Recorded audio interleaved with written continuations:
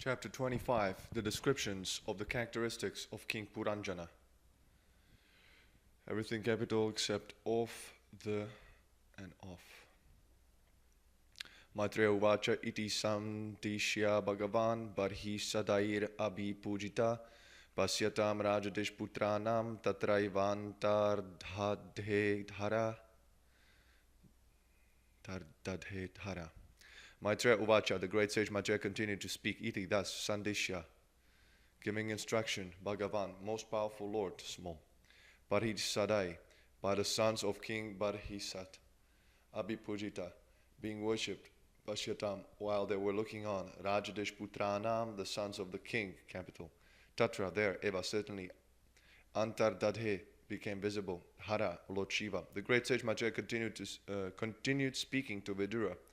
My dear Vidura, in this way Lord Shiva instructed the sons of King Barhisat, the sons of the king, capital, also worship Lord Shiva with great devotion and respect. Finally, Lord Shiva became invisible to the princess. This chapter contains a great lesson concerning the monarchical kingdom in the days of yore. When King Barhisat was considering retiring from the royal duties, he sent his sons to perform austerities in order to become perfect kings for the welfare of the citizens. At the same time, King Barhisat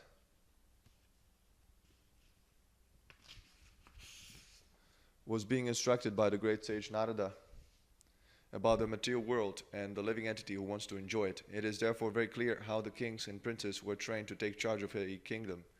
Welfare activities for the benefit of the citizens were aimed at understanding the Supreme Personality of Godhead. The human form of life is especially meant for understanding God, our relationship with Him, and our activities in His service. Because the kings took charge of the spiritual education of the citizens, both the king and the citizens were happy in Krishna consciousness.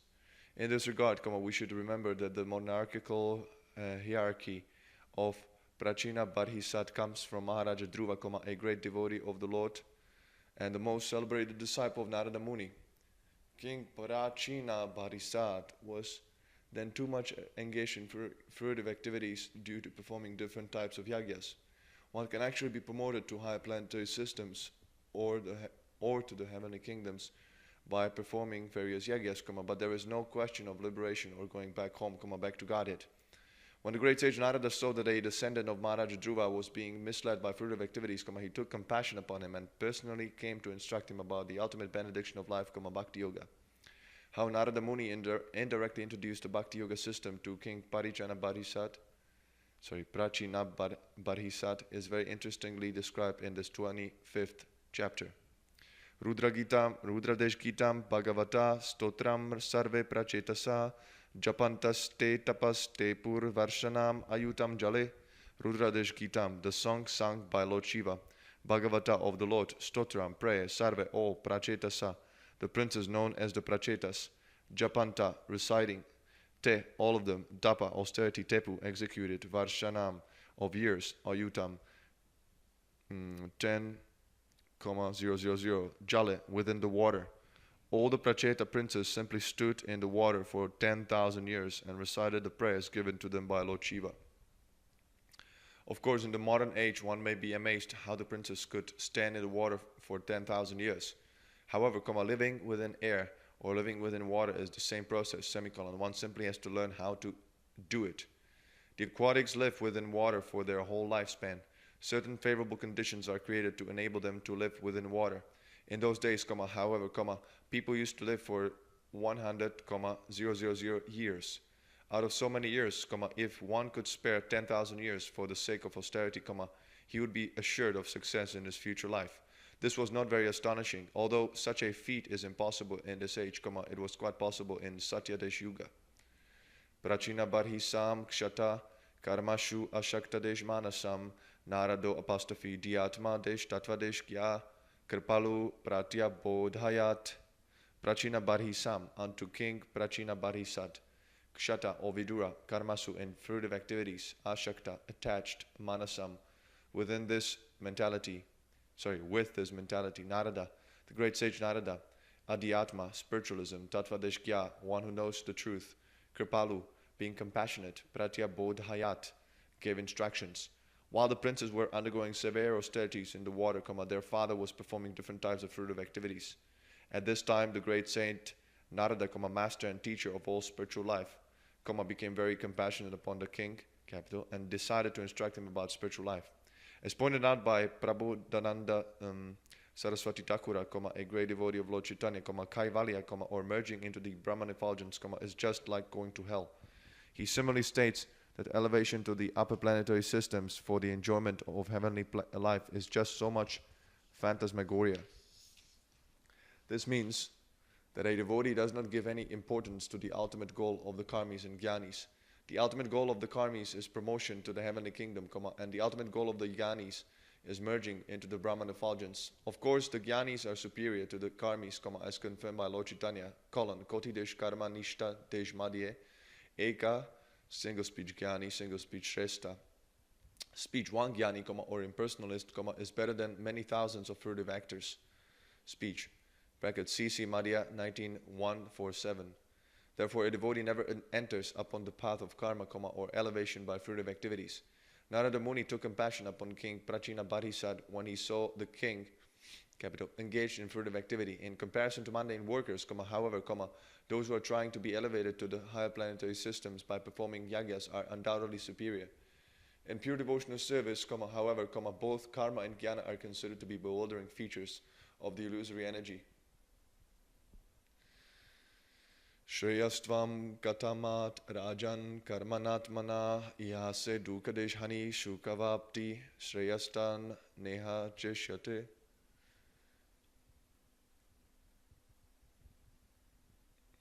Shreya, ultimate benediction. Tvam, you, katamat.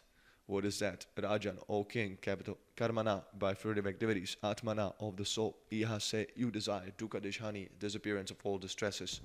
Shukadesh avapti, attainment of all happiness. Shreya, benediction, tat, that, na, never, iha, in this connection, cha, and, ishyate, is available. Narada Muni asked King Prachina Parisat, my dear king, what do you desire to achieve by performing these fruitive activities? Question.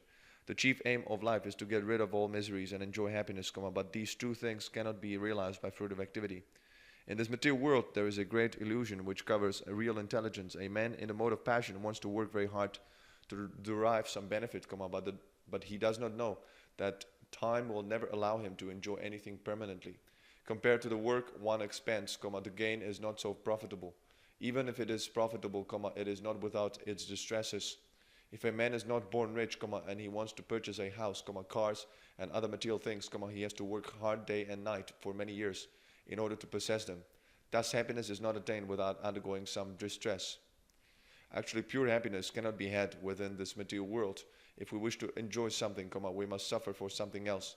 On the whole, suffering is the nature of this material world, and whatever enjoyment we're trying to achieve is simply illusion. After all, we have to suffer the miseries of birth, old age, disease, and death.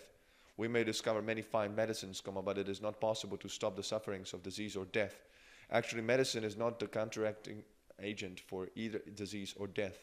On the whole, there is no happiness in this material world, but an illusion person works very hard for so-called happiness. Indeed, this process of working hard is actually taken for happiness. This is called illusion. Therefore, Narada Muni asked King Prachina Bharisat what he desired to attain by performing so many costly sacrifices. Even if one attains a heavenly planet, he cannot avoid the distresses of birth, old age, disease, and death. Someone may argue that even devotees have to undergo many distresses in executing austerities and penances connected with devotional service. Of course, for the neophytes, the routine of devotional service may be very painful, but at least they have the hope that they will ultimately be able to avoid all kinds of distresses and achieve the highest perfectional stage of happiness. For the common karmis, there is no such hope, because even if they are promoted to the higher planetary systems, they are not guaranteed freedom from the miseries of birth, old age, disease, and death. Even Lord Brahma, who is situated in the highest planetary system, brackets Brahmaloka, has to die. Lord Brahma's birth and death may be different from an ordinary man's, but within this material world, he cannot avoid the distresses of birth, old age, disease, and death. If one is at all serious about attaining liberation from these miseries, he must take to devotional service. This is confirmed by the Lord himself in Bhagavad Gita, Janma karma chame divyam evam yo veti tatvata tyaktva deha punarjanma naiti mameti so apostrophe Arjuna. Speech. One who knows the transcendental nature of my appearance and activities does not, upon leaving the body, take his birth again in material world. In this material world, but attains my eternal abode, O Arjuna, BG 49. Thus, after attaining full Krishna consciousness, the devotee does not return to this material world after death. He goes back home, back to Godhead. That is the perfect stage of happiness, unblemished by any trace of distress. Rajavachana janami mahadeshbhaga param karma pavidhadeshti bruhi me vimalam jnanam yena mucheya karmabi. Raja Uvacha, the king, replied, not janami, I know, Mahadeshbhaga, O great soul, param, transcendental karma, by fruitive activities, apavidha, being pierced, d, my intelligence, bruhi, please tell, me, to me, vimalam, spotless, jnanam, knowledge, yena, by which, mucheya, I can get relief, karma b, from the fruitive activities. The king replied, O great soul, Narada, my intelligence is entangled in fruitive activities, semicolon. Therefore, I do not know the ultimate goal of life. Kindly instruct me in pure knowledge so that I can get out of the entanglement of fruitive activities. Sri Narottama Das Thakura has sung, Satdesh Sangha Chari Apostrophe Kainu Asate Vilasa Te Dash Karane Lagila Ye Karma Desh Banda Desh Fansa. As long as a person is entangled in fruitive activities, he is bound to accept one body after another. This is called Karma Desh Banda Desh Pahasana. Pansa. Dash, entanglement in fruitive activities. It does not matter whether one is engaged in pious or impious activities, for both are causes for further entanglement in material bodies. By pious activities, one can take birth in a rich family and get a good education and a beautiful body, but this does not mean that the distresses of life are ultimately eliminated. In the Western countries, it is not unusual for one to take birth in a rich aristocratic family, nor is it unusual for one to have a good education and a very beautiful body, but this does not mean that Westerners are free from the distresses of life. Although at the present moment, the younger generation in Western countries has sufficient education, beauty and wealth, and although there is enough food, clothing and facilities for sense gratification, they are in distress. Indeed, they are so distressed that they become hippies, and the laws of nature force them to accept a wretched life. Thus they go about unclean and without shelter or food, and they are forced to sleep in the street. It can be concluded that one cannot become happy by simply performing pious activities. It is not a fact that those who are born with a silver spoon in their mouths are free from the material miseries of birth, old age, disease, and death. The conclusion is that one cannot be happy by simply executing pious or impious activities. Such activities simply cause entanglement and transmigration from one body to another. Narottama Das Thakura calls this karma desh banda desh fansa. King Prachina Barisat admitted this fact and frankly asked Narada Muni how he could get out of this karma desh banda desh fansa, entanglement in fruitive activities. This is actually the stage of knowledge indicated in the first verse of Vedanta Desh Sutra, Atato Brahma Desh Jigyasa, brackets VS 111. When one actually reaches the platform of frustration in an attempt to discharge karma desh banda desh fansa, he inquires about the real value of life, which is called Brahma desh Jigyasa. In order to inquire about the ultimate goal of life, the Vedas enjoin, tat vigyanartam sagurum eva bhikachet. Brackets Mundaka Up 1 to 12. Speech. In order to understand the transcendental science, one must approach a bona fide spiritual master.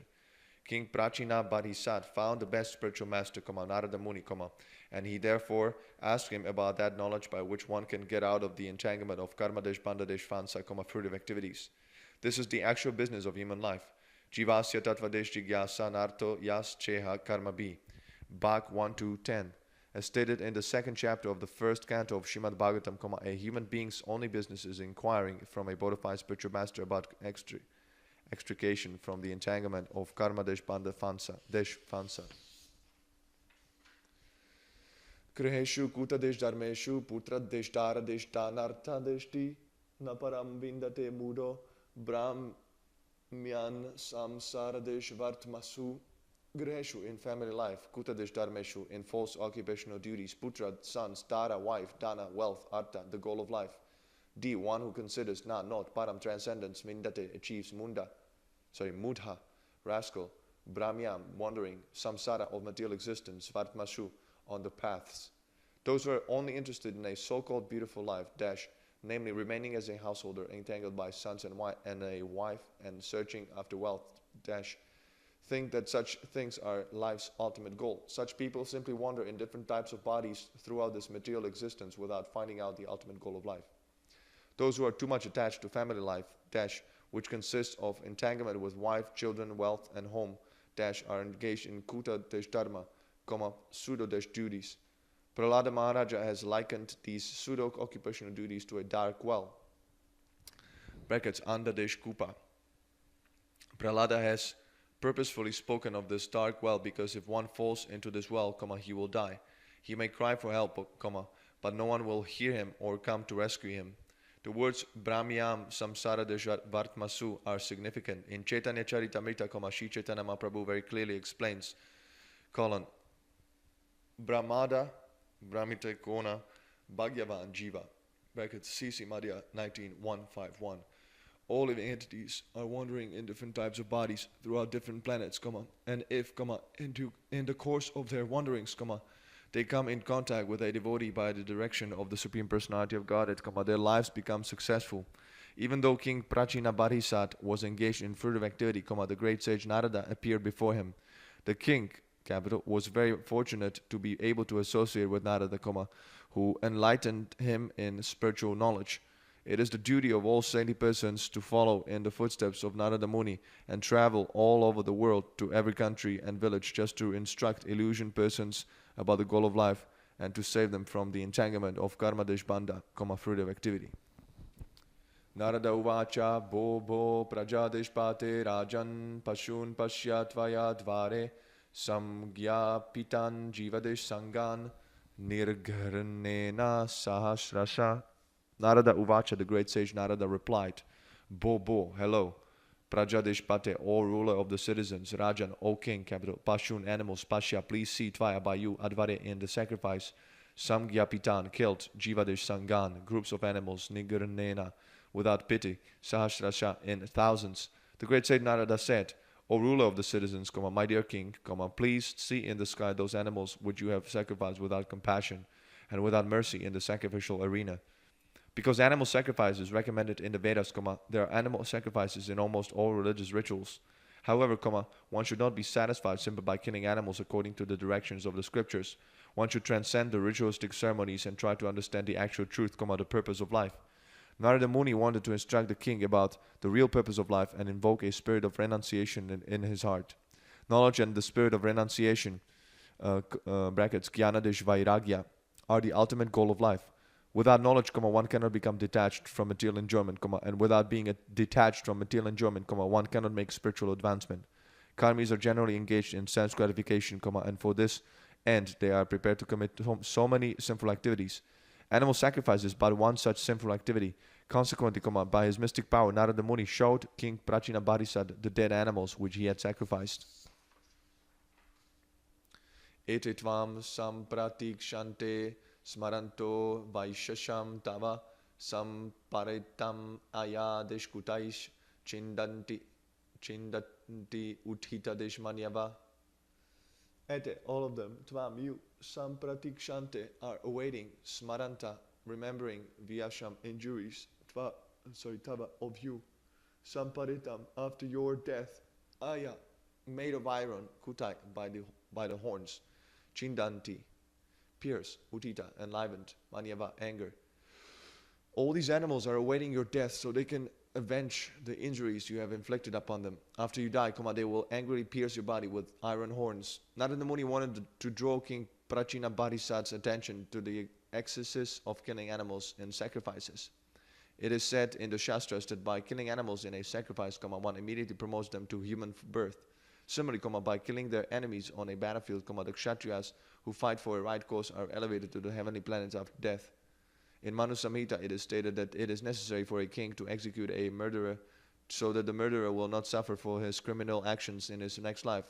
On the basis of such understanding, Narada Muni warns the king that the animals killed in sacrifices by the king await him at his death in order to avenge themselves. Narada Muni is not contradicting himself here. Narada Muni wanted to convince the king that overindulgence in animal sacrifice is risky, because as soon as there is a small discrepancy in the execution of such a sacrifice, the slaughtered animal may not be promoted to a human form of life. Consequently, the person performing sacrifice will be responsible for the death of the animal, just as much as a murderer is responsible for killing another man. When animals are killed in a slaughterhouse, 6 people connected with the killing are responsible for the murder. The person who gives permission for the killing, the person who kills, the person who helps, the person who purchases the meat, the person who cooks the flesh, and the person who eats it, all become entangled in the killing. Narada Muni wanted to draw the king's attention to this fact. Thus, animal killing is not encouraged even in a sacrifice.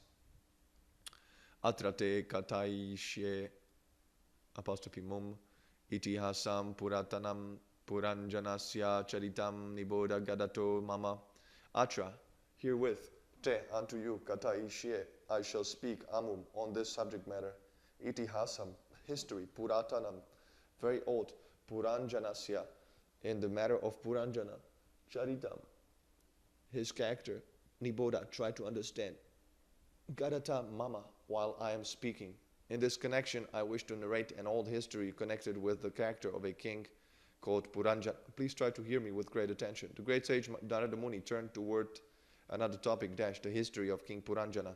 This is nothing but the history of King Parichana Barisat told in a different way.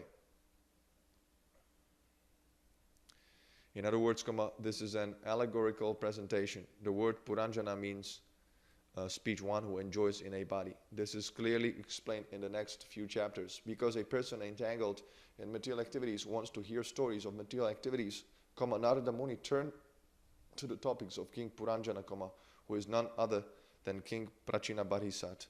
Narada Muni did not, however, deprecate the value of performing sacrifices in which animals are sacrificed. Lord Buddha, however, directly rejected all animal sacrifice. Srila Jadava Goswami has stated, Nindasi Yagadesh Vider and Ahaha Shrutidesh Jatam. The word Shrutidesh Jatam indicates that in the Vedas, animal sacrifice is recommended, but Lord Buddha directly denied Vedic authority in order to stop animal sacrifice. Consequently, Lord Buddha is not accepted by the followers of the Vedas. Because he does not accept the authority of the Vedas, Lord Buddha is depicted as an agnostic or atheist. The great sage Narada cannot decry the authority of the Vedas, but he wanted to indicate to King Parachina Barisat that the path of karma deshkanda is very difficult and risky. Foolish persons accept the difficult path of karma deshkanda for the sake of sense enjoyment, and those who are too much attached to sense enjoyment are called mudhas, brackets, rascals. It is very difficult for a mudha to understand the ultimate goal of life. In the propagation of the Krishna consciousness movement, we actually see that many people are not attracted because they are mudhas engaged in fruitive activity. It is said, upadesho hi murkhanam prakopaya na shantaye, brackets, hitopadesha. If good instructions are given to a foolish rascal, he simply becomes angry and turns against the instructions instead of taking advantage of them. Because Narada Muni knew this very well, he indirectly instructed the king by giving him the history of his entire life. In order to wear a gold or diamond nose pin or earring, one has to pierce the ear or nose. Such pain endured for the sake of sense gratification is endured on the path of karma deshkanda, the path of fruitive activity. If one wishes to enjoy something in the future, he has to endure trouble in the present. If one wants to become a millionaire in the future and enjoy his riches, he has to work very hard at the present moment in order to accumulate money. This is karma deshkandya. Those who are too much attached to such a path undergo the risk anyway. Narada Muni wanted to show King Prachina Barisat how one undergoes great troubles and miseries in order to engage in fruitive activity. A person who is very much attached to material activity is called Vishayi. A Vishayi is an enjoyer or Vishaya, which means eating, sleeping, mating, and defending. Narada Muni is indirectly indicating through the story of King Puranjana that eating, sleeping, mating, and defending are troublesome and risky. The words itihasam, brackets, history, and puratanam, brackets, old, indicate that although a living entity lives within the material body, the history of the living entity within the material body is very old. In this regard, Srila Bhaktivedanta Thakura has sung, Anadi Karama Deshfale, Padi apostrophe Bavar Nava Deschale, Tari Bare Na Deki Upaya. speech. Due to my past furtive activities, I have fallen into the water of material existence, and I cannot find any way to get out of it. Every living entity is suffering in this material existence from past activities, Therefore, everyone has a very old history. Foolish material scientists have manufactured their own theories of evolution, which are simply concerned with the material body. But actually, this is not the real evolution. The real evolution is the history of the living entity, who is Puranjana, living within the body. Sri Narada Muni will explain this evolutionary theory in a different way for the understanding of sane persons. Asit Puranjano Nama Raja Rajan Brahachchishrava Desh Brahachchidesh Chrava Tasya Vigyata Desh Namasit Saka Vigyata Desh Cheshtita. Asit, there was Puranjana, Nama, named Raja, king, small, Rajan, all king, capital, Brahadeshrava, whose activities were great, Tasya, his, Avigyata, the unknown one, Nama, of the name, Asit, there was, Saka, friend, Avigyata, unknown, Cheshtita, whose activities, my dear king, once in the past lived a king named Puranjana, who was celebrated for his great activities. He had a friend named Avigyata, the unknown one. No one could understand the activities of Avigyata. Every living entity is Puranjana. The word Puram means within this body, within this form, and Jana means living entity. Thus everyone is Puranjana. Every living entity is supposed to be the king of his body because the living entity is given full freedom to use his body as he likes. He usually engages his body for sense gratification, because one who is in the bodily conception of life feels that the ultimate goal of life is to serve the senses. This is the process of karma deshkanda. One who has no inner knowledge, who does not know that he is actually the spirit soul living within the body, who is simply enamored by the dictation of the senses, is called a materialist. A materialistic person interested in sense gratification can be called a Puranjana. Because such a materialistic person utilizes his senses according to his whims, he may also be called a king. An irresponsible king takes the royal position to be his personal property and misuses his treasury for sense gratification.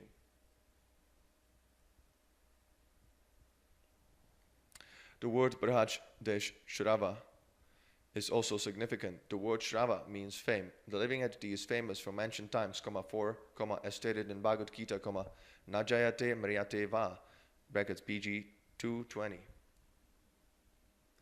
Speech. The living entity is never born and never dies. Because he is eternal, his activities are eternal, although they are performed in different types of bodies. Nahanyate hanyamane sharire. BG 220. Speech. He does not die, even after the annihilation of the body. Speech. Thus, the living entity transmigrates from one body to another and performs various activities. In each body, the living entity performs so many acts. Sometimes he becomes a great hero, just like Hiranyakashipu and Kamsa, or in the modern age, Napoleon or Hitler. The activities of such men are certainly very great, but as soon as their bodies are finished, everything else is finished. Then they remain in name only. Therefore, a living entity may be called Braj Deshkrava, He may have a great reputation for various types of activities. Nonetheless, he has a friend whom he does not know.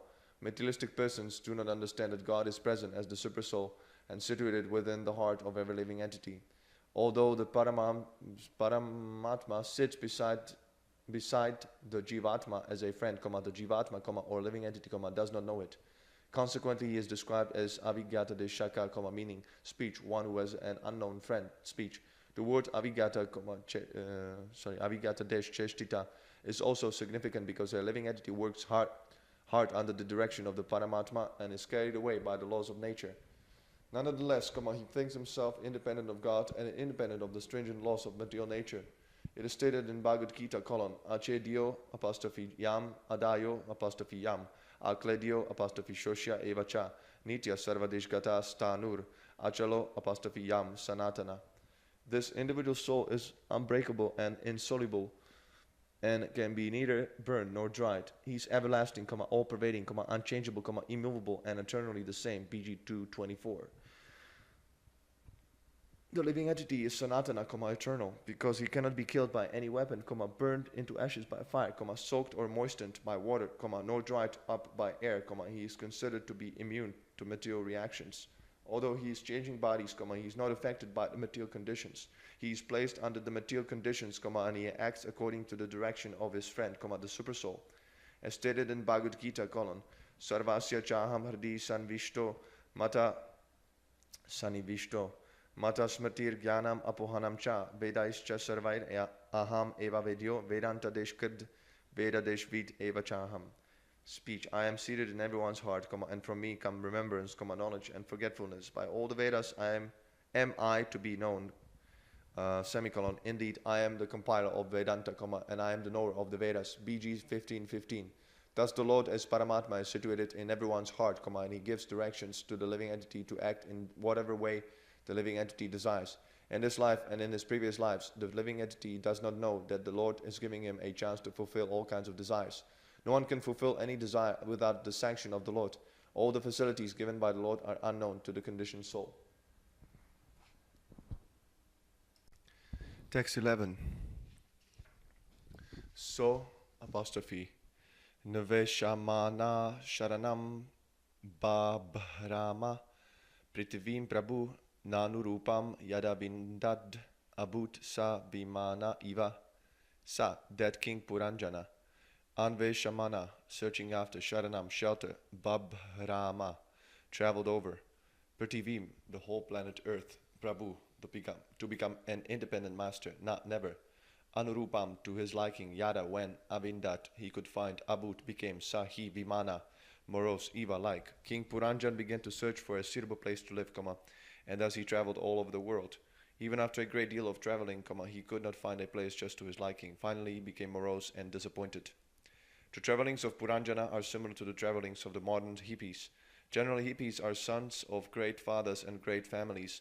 It is not that they are always poor, but somewhere or another they abandon the shelter of their rich fathers and travel all over the world. As stated in this verse, the living entity wants to become a Prabhu, or master.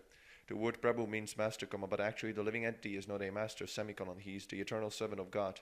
When the living entity abandons the shelter of God, Krishna, and tries to become a Prabhu independently, he travels all over the creation. There are 8,400,000, species of life and millions and trillions of planets within the creation. The living entity wanders throughout these various types of bodies and throughout different planets, and thus he is like King Puranjana, who travels all over the world looking for a suitable place to live.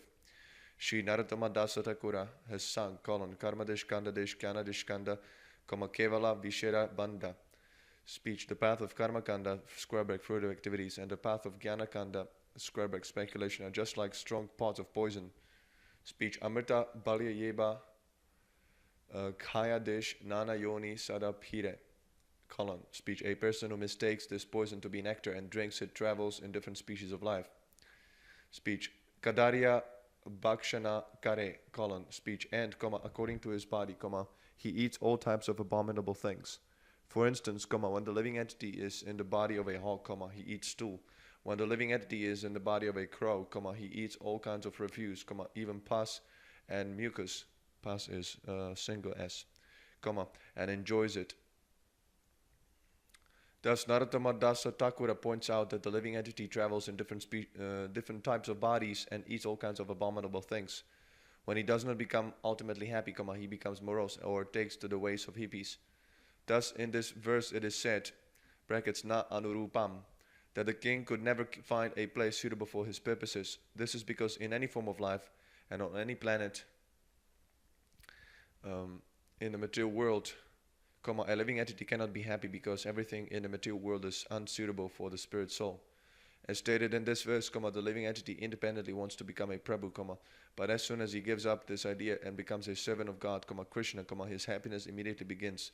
Therefore, Srila Bhaktivedanta Thakura sings, brackets, Miche, Mayara, Vase, Yacha, Bese, apostrophe, Kacha, Habudubu, Bhai. Speech, my dear living entity, why are you being carried away by the waves of Maya? Question, speech. As stated in the Bhagavad Gita, Ishvara Sarvadesh Bhutanam Hardesh Deshe, apostrophe Arjuna Tishtati, Brahma Yan Sarvadesh Bhutani Yatran Drudani Maya. Speech. The Supreme Lord is situated in everyone's heart, O Arjuna, and is directing the wanderings of all living entities, who are seated as on a machine, made of the material energy. BG 1861. The living entity is carried in the machine of the body through so many species of life on so many planets. Therefore, Bhaktivedanta Thakura asks the living entity why he is being carried away in these bodily machines to be placed in so many different circumstances. He advises that one surmount the waves of Maya by surrendering unto Krishna. Brackets Jiva, Krishna desh dasa, e vishvasa desh karle, ta apostrophe ara dukamai, nai. As soon as we confront Krishna, Krishna advises, sarvadesh dharman, Parityajya mamekam saranam braja aham tvam sarvadesh papebhyo mokshayishyami masucha. Abandon all varieties of religion and just surrender unto me. I shall deliver you from all sinful reaction. Do not fear. BG 1866. Thus we are immediately relieved from traveling from one body to another and from one planet to another. Sri Chaitanya Mahaprabhu says, Brahmanda Brahmite Kona Bhagyavan Jiva. C.C. Madhya 19:151. If, while traveling, a living entity becomes fortunate enough to become blessed by the association of devotees and to come to Krishna consciousness, his real life actually begins. This Krishna consciousness movement is giving all wandering living entities a chance to take to the shelter of Krishna and thus become happy.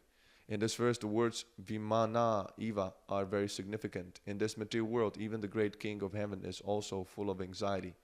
If even Lord Brahma is full of anxiety, what of these ordinary living entities who are working within this planet? Question. Bhagavad Gita confirms, Abrahmadesh Bhuvanal Loka Punar Avartino apostrophe Arjuna. Speech. From the highest planet in the material world down to the lowest, all are places of misery wherein repeated birth and death take place. BG 8:16. In the material world, a living entity is never satisfied. Even in the position of Brahma or in the position of Indra or Chandra, one is full of anxiety simply because he has accepted this material world as a place of happiness. Nasaru meneta sarva bhutale yavati pura kaman kamayamano apostrophe sau tasya tasyopapataye. Never sadhu good mened thought ta them sarva all bhutale. On this earth, yavati, all kinds of pura, residential houses, kaman, objects for sense enjoyment, kamayamana, desiring, asal, that king, capital, tasya, his, upapataye, for obtaining. King Puranjana had unlimited desires for sense enjoyment, semicolon. Consequently, he traveled all over the world to find a place where all his desires could be fulfilled. Unfortunately, he found a feeling of insufficiency everywhere. Srila Vidyapati, a great Vaishnava poet, has sung, Tatala Saikate, Vari Bindu Desh Sama, Suta Desh Mita Desh Ramani Desh Samaje. Material sense gratification, with society, friendship and love, is herein compared to a drop of water falling on a desert. A desert requires oceans of water to satisfy it, and if only a drop of water is supplied, what is its use? Question. Similarly, the living entity is part and parcel of the Supreme Personality of Godhead, who, as stated in the Vedanta Sutra, Vedanta Desh Sutra, is Anandamayo apostrophe Vyasat, full of enjoyment. Being part and parcel of the Supreme Personality of Godhead, the living entity is also seeking complete enjoyment. However, complete enjoyment cannot be achieved separate from the Supreme Personality of Godhead. In his wanderings in the different species of life, the living entity may taste some type of enjoyment in one body or another, but full enjoyment of the senses cannot be obtained in any material body. Thus, Puranjana, the living entity, wanders in different types of bodies, but everywhere meets frustration in his attempt to enjoy. In other words, the spiritual spark covered by matter cannot fully enjoy the senses in any circumstance in material life. A deer may become absorbed in the musical sounds vibrated by the hunter, but the result is that it loses its life. Similarly, a fish is very expert in gratifying its tongue, but when it eats the bait offered by the fisherman, it loses its life. Even the elephant, who is so strong, is captured and loses its independence while satisfying its genitals with a female elephant. In each and every species of life, the living entity gets a body to satisfy various senses, but he cannot enjoy all his senses at one time. In the human form of life, he gets an opportunity to enjoy all his senses pervertedly, but the result is that he becomes so harassed in his attempted sense gratification that he ultimately becomes morose. As he tries to satisfy his senses more and more, he becomes more and more entangled. Sa ekada himavato dakshineshu ata sanushu dadarsha navabhir dvarbhi puram lakshitadesh lakshanam. Sa, that king Puranjana, ekada, once upon a time, himavata, of the Himalayan mountains, both capital, dakshineshu, southern, ata, after this, sanushu, on the ridges, dadarsha, found, navabhi, with 9, dvarbhi, gates, puram, a city, lakshita, visible, lakshanam, having all auspicious facilities. Once, while wandering in this way, he saw on the southern side of the Himalayas, in a place named Bharatadeshvarsha, Squareback, India, a city that had 9 gates all about and was characterized by all auspicious facilities. The tract of land south of the Himalayan mountains is the land of India, which was known as Bharatadeshvarsha. When a living entity takes birth in Bharatadeshvarsha, he is considered to be most fortunate. Indeed, Chaitanya Mahaprabhu has stated, Bharatadesh Bhumite Haila Manusya Desh Janma Yara Janma Shartaka Kari Apostafikara Paradesh Upakara CC Adi 941. Thus, whoever takes birth in the land of Bharatavarsha attains all the facilities of life. He may take advantage of all these facilities for both material and spiritual advancement and thus make his life successful. After attaining the goal of life, one may distribute his knowledge and experience all over the world for humanitarian purposes. In other words, one who takes birth in the land of Bharatavarsha by virtue of his past pious activities gets full facility to develop the human form of life. In India, the climatic condition is such that one can live very peacefully without being disturbed by material conditions. Indeed, during the time of Maharaj Yudhishthira or Lord Ramachandra, people were free from all anxieties. There was not even extreme cold or extreme heat. The 3 kinds of miserable conditions, adhyatmika, adibhotika, adidaivika, miseries inflicted by the body and mind itself, those inflicted by other living entities, and natural disturbances, end of brackets, were all absent during the reign of Lord Ramachandra or Maharaja Yudhishthira. But at present, compared to other countries on earth, India is artificially disturbed. Despite these material disturbances, however, the country's culture is such that one can easily attain the goal of life, namely salvation, or liberation from material bondage. Thus, in order to take birth in India, one must perform many pious activities in a past life. In this verse, the word Lakshitadesh Lakshanam indicates that the human body attained in Bharatavarsha is very auspicious.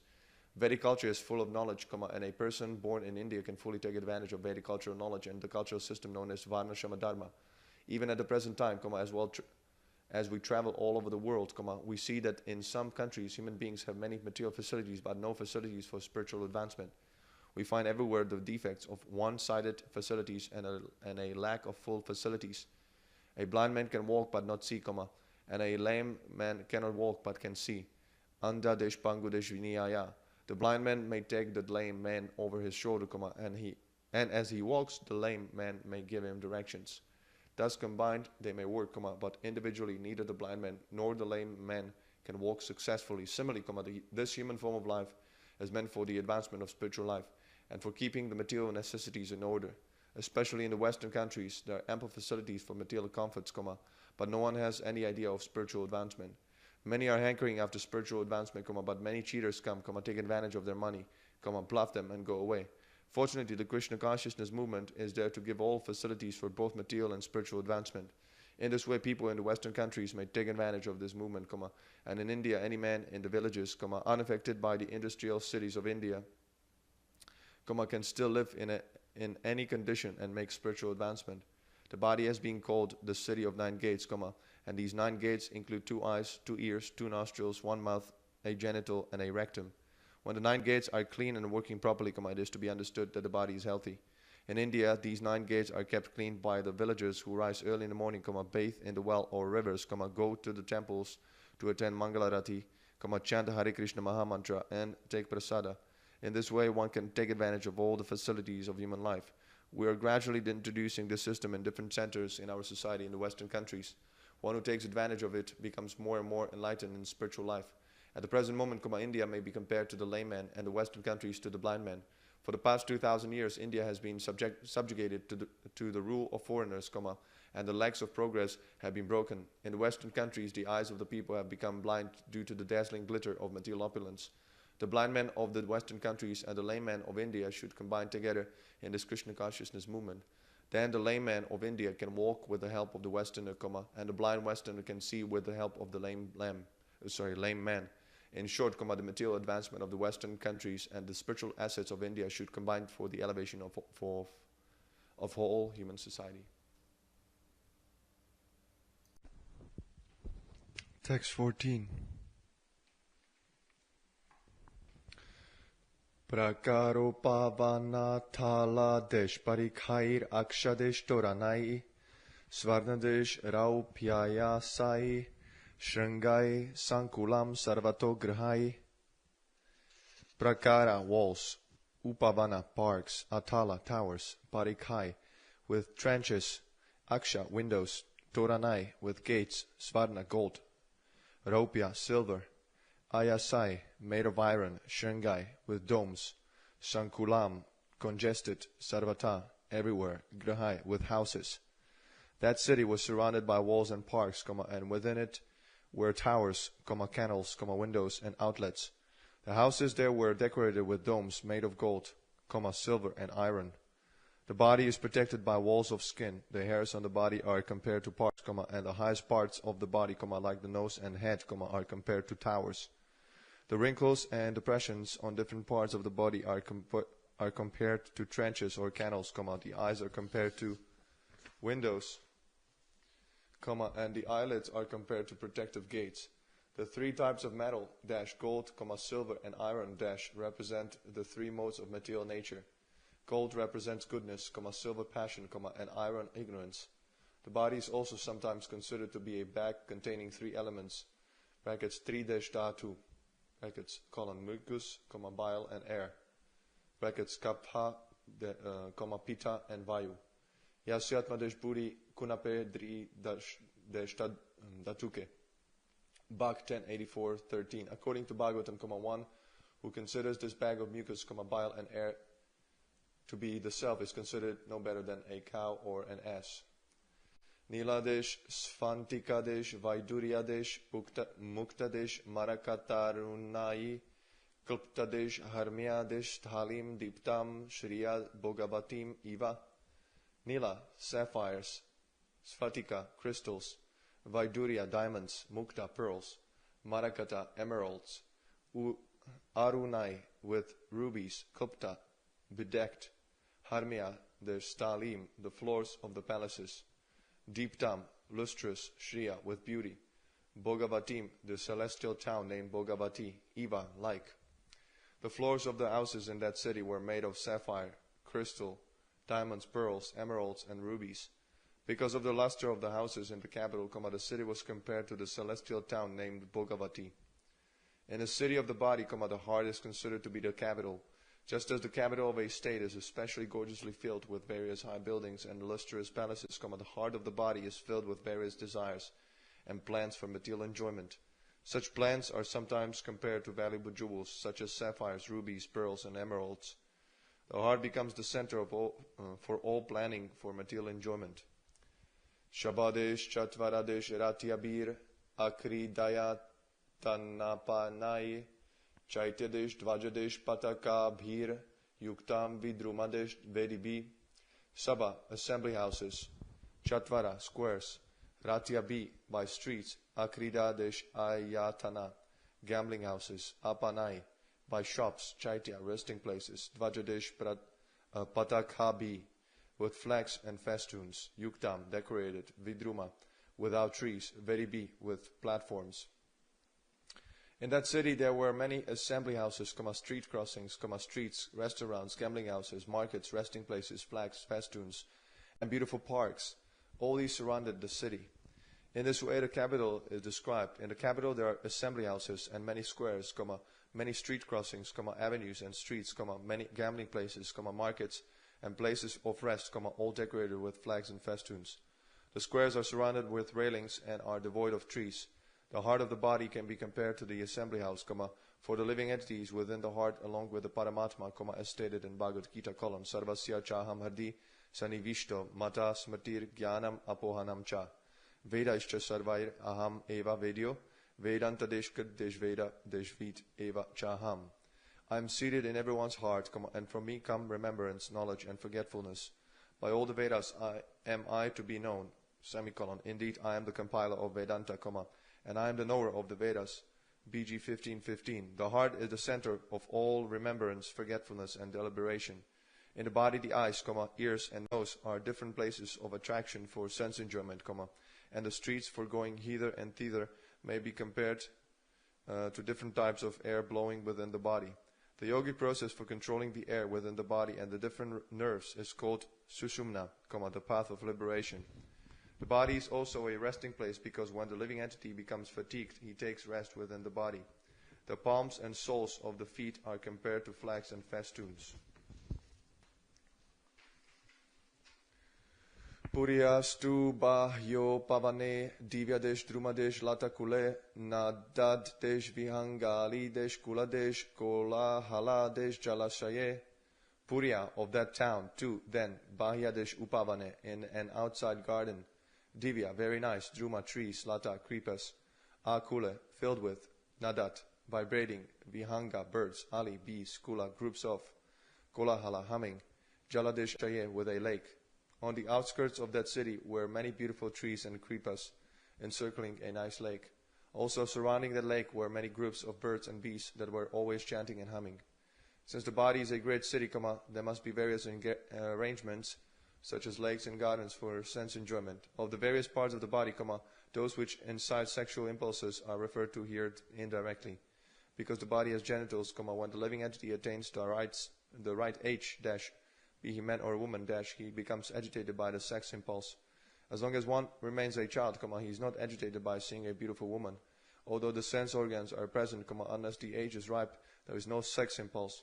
The favorable conditions surrounding the sex impulse are compared here to a garden or a nice solitary park. When one sees the opposite sex, naturally the sex impulse increases.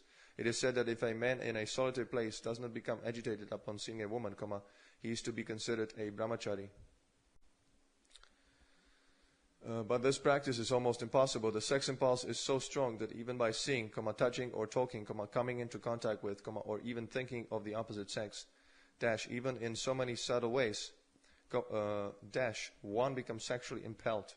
Consequently, a brahmachari or sannyasi is prohibited to associate with women, especially in a sacred place. The Shastras enjoin that one should not even talk to a woman in a sacred place, even if she happens to be one's own daughter, sister or mother. The sex impulse is so strong that even if one is very learned, he becomes agitated in such circumstances. If this is the case, how can a young man in a nice park remain calm and quiet after seeing a beautiful young woman? Question. Himadesh nirjhara desh viprushmat desh kushumakara desh vayuna chaladesh pravala desh vitapa desh nalini desh tata desh sampadi. Himadesh nirjhara, from the icy mountain waterfall. Viprus desh mat, carrying particles of water. Kushumakara, springtime. Vayuna, by the air. Chalat, moving. Pravala, branches. Vitapa, trees. Nalini desh tata, on the bank of the lake with lotus flowers. Sampadi, opulent. The branches of the trees standing on the bank of the lake received particles of water carried by the spring air from the falls coming down from the icy mountain. In this verse, the word Himadesh Nirjhara is particularly significant. The waterfall represents a kind of liquid humor or rasa, brackets relationship. In the body, there are different types of humor, rasa or mellow. The supreme mellow, brackets relationship, is called the sexual mellow, brackets adidesh rasa. When this adidesh rasa or sex desire comes in contact with the spring air moved by Cupid, it becomes agitated. In other words, all these are representations of rupa, rasa, gandha, shabda, and sparsha. The wind is sparsha, or touch. The waterfall is rasa, or taste. The spring air, kushu, makara, brackets, is smell. All kushu makara is in brackets. All these varieties of enjoyment make life very pleasing, and thus we become captivated by material existence. Na ranyadesh mrgadesh vratair anabadhe munidesh vratai ahutam manyate panto yatradesh kokiladesh kujitai. Nana, various, aranya, forest, mrga, animals, vratai, with groups, anabadhe, in the matter of non-violence, munidesh vratai, like the great sages, ahutam, as if invited, manyate, thinks, panta, passenger, yatra, where, kokila, of cuckoos, kujitai, by the cooing. In such an atmosphere, even the animals of the forest become non-violent and non-envious like great sages. Consequently, the animals did not attack anyone. Over and above everything was the cooing of the cuckoos. Any passenger passing along that path was invited by that atmosphere to take rest in that nice garden. A peaceful family with wife and children is compared to the peaceful atmosphere of the forest. Children are compared to non-violent animals.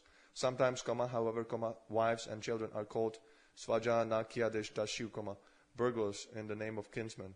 A man earns his livelihood with hard labor, but the result is that he is plundered by his wife and children, exactly as a person in a forest is attacked by some thieves and burglars who take his money. Nonetheless, in family life, the turmoil of wife and children appears to be like the cooing of the cuckoos in the garden of family life. Being invited by such an atmosphere, the person who is passing through such a blissful family life desires to have his family with him at all costs. Yadrchaya gatam tatra dadarsha pramadotamam brtair dashabir ayantim ekaikadesh atadesh yakai. Yadrchaya, all of a sudden, without engagement, agatam, arrived, tatra, there, dadarsha, he saw, pramada, one woman, utamam, very beautiful, bhrtyai, surrounded by servants, dashabi, 10 in number, ayantim, coming forward, ekadesh eka, each one of them, sata, of hundreds, nayakai, the leaders. While wandering here and there in that wonderful garden, King Puranjana suddenly came in contact with a very beautiful woman who was walking there without any engagement. She had 10 servants with her, and each servant had hundreds of wives accompanying him. The body has already been compared to a beautiful garden. During youth, the sex impulse is awakened, and the intelligence, according to one's imagination, is prone to contact the opposite sex. In youth, a man or woman is in search of the opposite sex by intelligence or imagination, if not directly.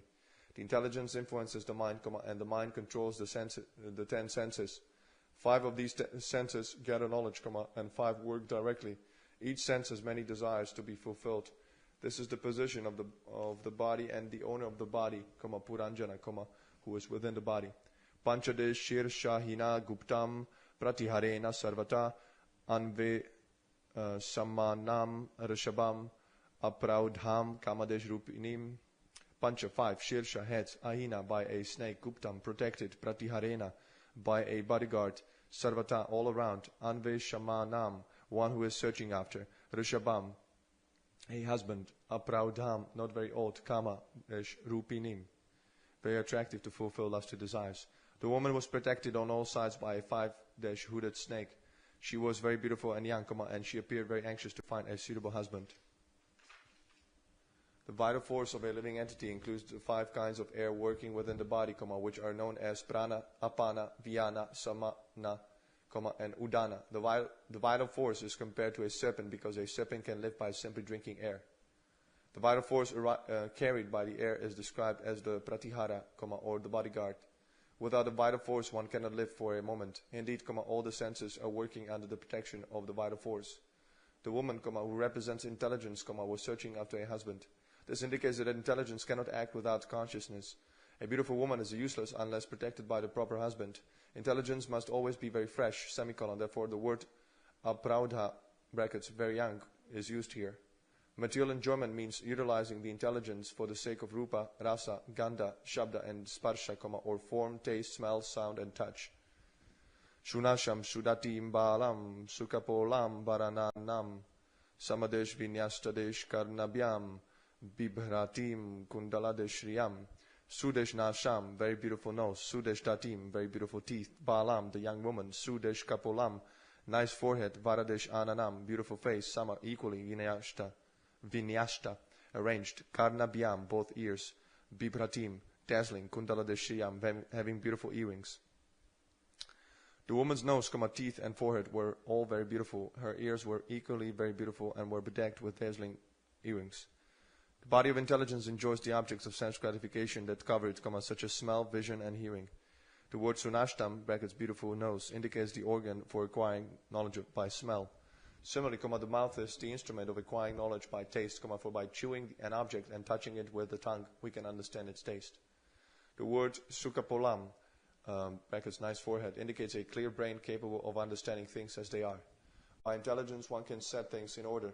The earrings set upon the two ears are placed there by the work of the intelligence. Thus, the ways of acquiring knowledge are described metaphorically. Pishangadesh nivim sushronim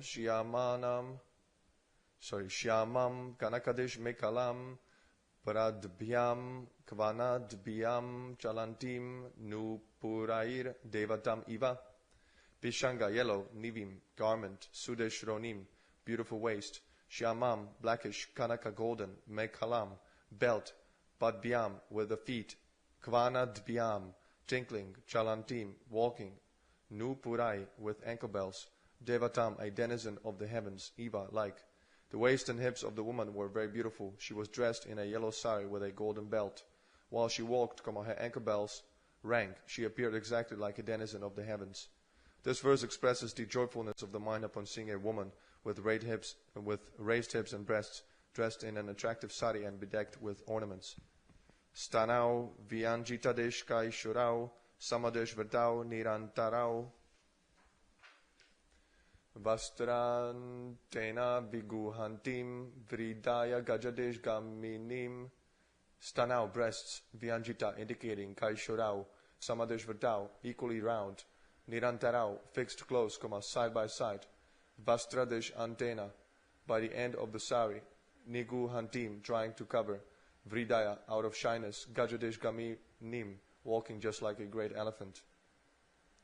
With the end of her sari, the woman was trying to cover her breasts, which were equally round and well placed side by side. She again and again tried to cover them out of shyness while she walked exactly like a great elephant. The two breasts represent attachment and envy. The symptoms of raga and vesha, brackets attachment and envy, are described in Bhagavad Gita, Indriya Shyendriya Syarthe Ragadesh Dvesau Vyavashtitau Tayorna Vasam Agachet Tau Hi Asya Paripanti Now. Attraction and repulsion for sense objects are felt by embodied beings, but one should not fall under the control of senses and sense objects because they are stumbling blocks on the path of self-realization, BG 3:34. These representatives of attachment and envy are very much unfavorable for advancement in spiritual life. One should not be attracted by the breasts of young women. The great saint Shankaracharya has described the breasts of women, especially young women, as nothing but a combination of muscles and blood, so one should not be attracted by the illusory energy of raised breasts with nipples.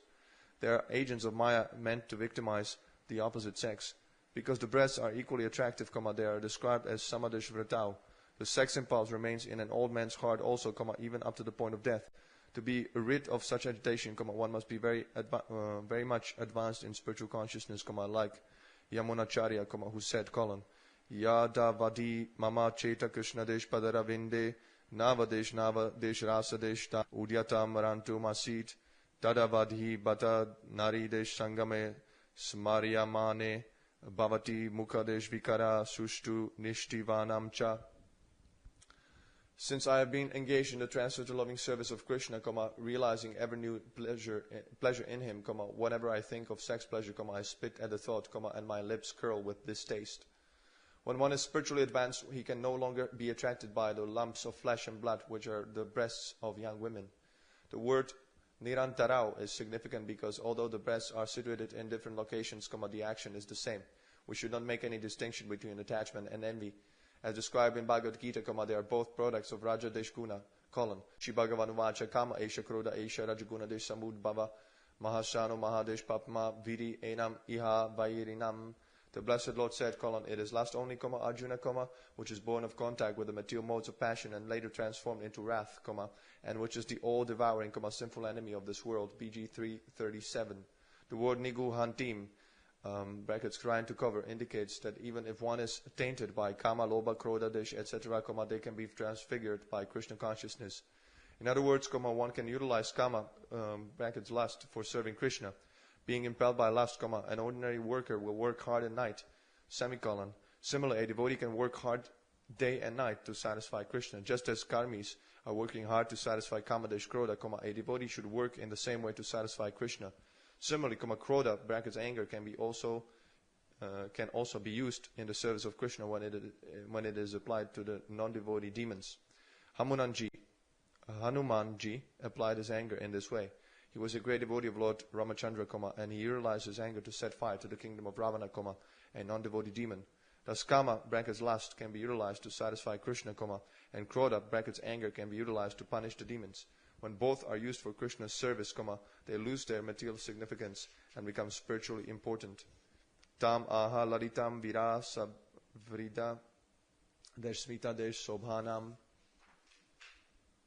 snigdhena pangadesh punkhena sprishta premod bharamad deshbruva.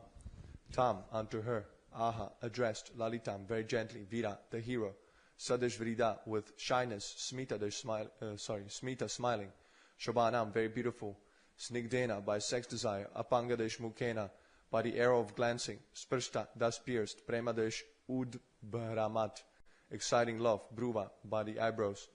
Puranjana, the hero, became attracted by the eyebrows and smiling face of the very beautiful girl, and was immediately pierced by the arrows of her lusty desires. When she smiled shyly, she looked very beautiful to Puranjana, who, although a hero, could not refrain from addressing her. Every living entity is a hero in two ways. When he is a victim of the illusory energy, he works as a great hero in the material world, as a great leader, politician, businessman, industrialist, etc., and his heroic activities contribute to the material advancement of civilization. One can also become a hero by being master of the senses, a Goswami. Material activities are false heroic activities, whereas restraining the senses from material engagement is great heroism. However great a hero one may be in the material world, he can be immediately conquered by the lumps of flesh and blood known as the breasts of women. In the history of material activities, there are many examples, like the Roman hero Antony, who became captivated by the beauty of Cleopatra. Similarly, a great hero in India named Baji Rao became a victim of a woman during the time of Maharashtrian politics, and he was defeated. From his story, we understand that formerly politicians used to employ beautiful girls who were trained as Vishadeshkaniya. These girls had poison injected into their bodies from the beginning of their lives, so that in due course of time they would become so immune to the poison and so poisonous themselves that simply by kissing a person they could kill him. Thus these poisonous girls were engaged to see an enemy and kill him with a kiss. Thus there are many instances in human history of heroes who have been curbed simply by women. Being part and parcel of Krishna, the living entity is certainly a great hero, but due to his own weakness, he becomes attracted to the material features. Krishna desh bahir mukha hana bogadesh vanchakare nikatadeshta maya tare japatiya dare. It is said in the Premadesh Vivarta that when a living entity wants to enjoy material nature, he is immediately victimized by the material energy. A living entity is not forced to come into the material world. He makes his own choice, being attracted by beautiful women. Every living entity has the freedom to be attracted by material nature or to stand as a hero and resist that attraction. It is simply a question of the living entities being attracted or not being attracted. There is no question of his being forced to come into contact with material energy. One who can keep himself steady and resist the attraction of material nature is certainly a hero and deserves to be called a Goswami. Unless one is master of the senses, he cannot become a Goswami. The living entity can take one of two positions in this world. He may become a servant of his senses, or he may become master of them. By becoming a servant of the senses, one becomes a great material hero, and by becoming master of the senses, he becomes a Goswami, or spiritual hero. Katvam kanjadesh pala shakshi kashyashi ha kuta sati imam upa purim biru kim chikir shashi shamshame ka hu tvam you kanjadesh palasa, like the petals of the lotus, akshi eyes, kashya whose, asi you are, iha here, kuta where from, sati O chaste one, imam this, upa near, purim city, biru O timid one, kim what, chikir shashi you are trying to do, shamsha kindly explain, me unto me. My dear lotus-eyed, kindly explain to me where you are coming from, who you are, and whose daughter you are. You appear very chaste. What is the purpose of your coming here? Question. What are you trying to do? Question. Please explain all these things to me.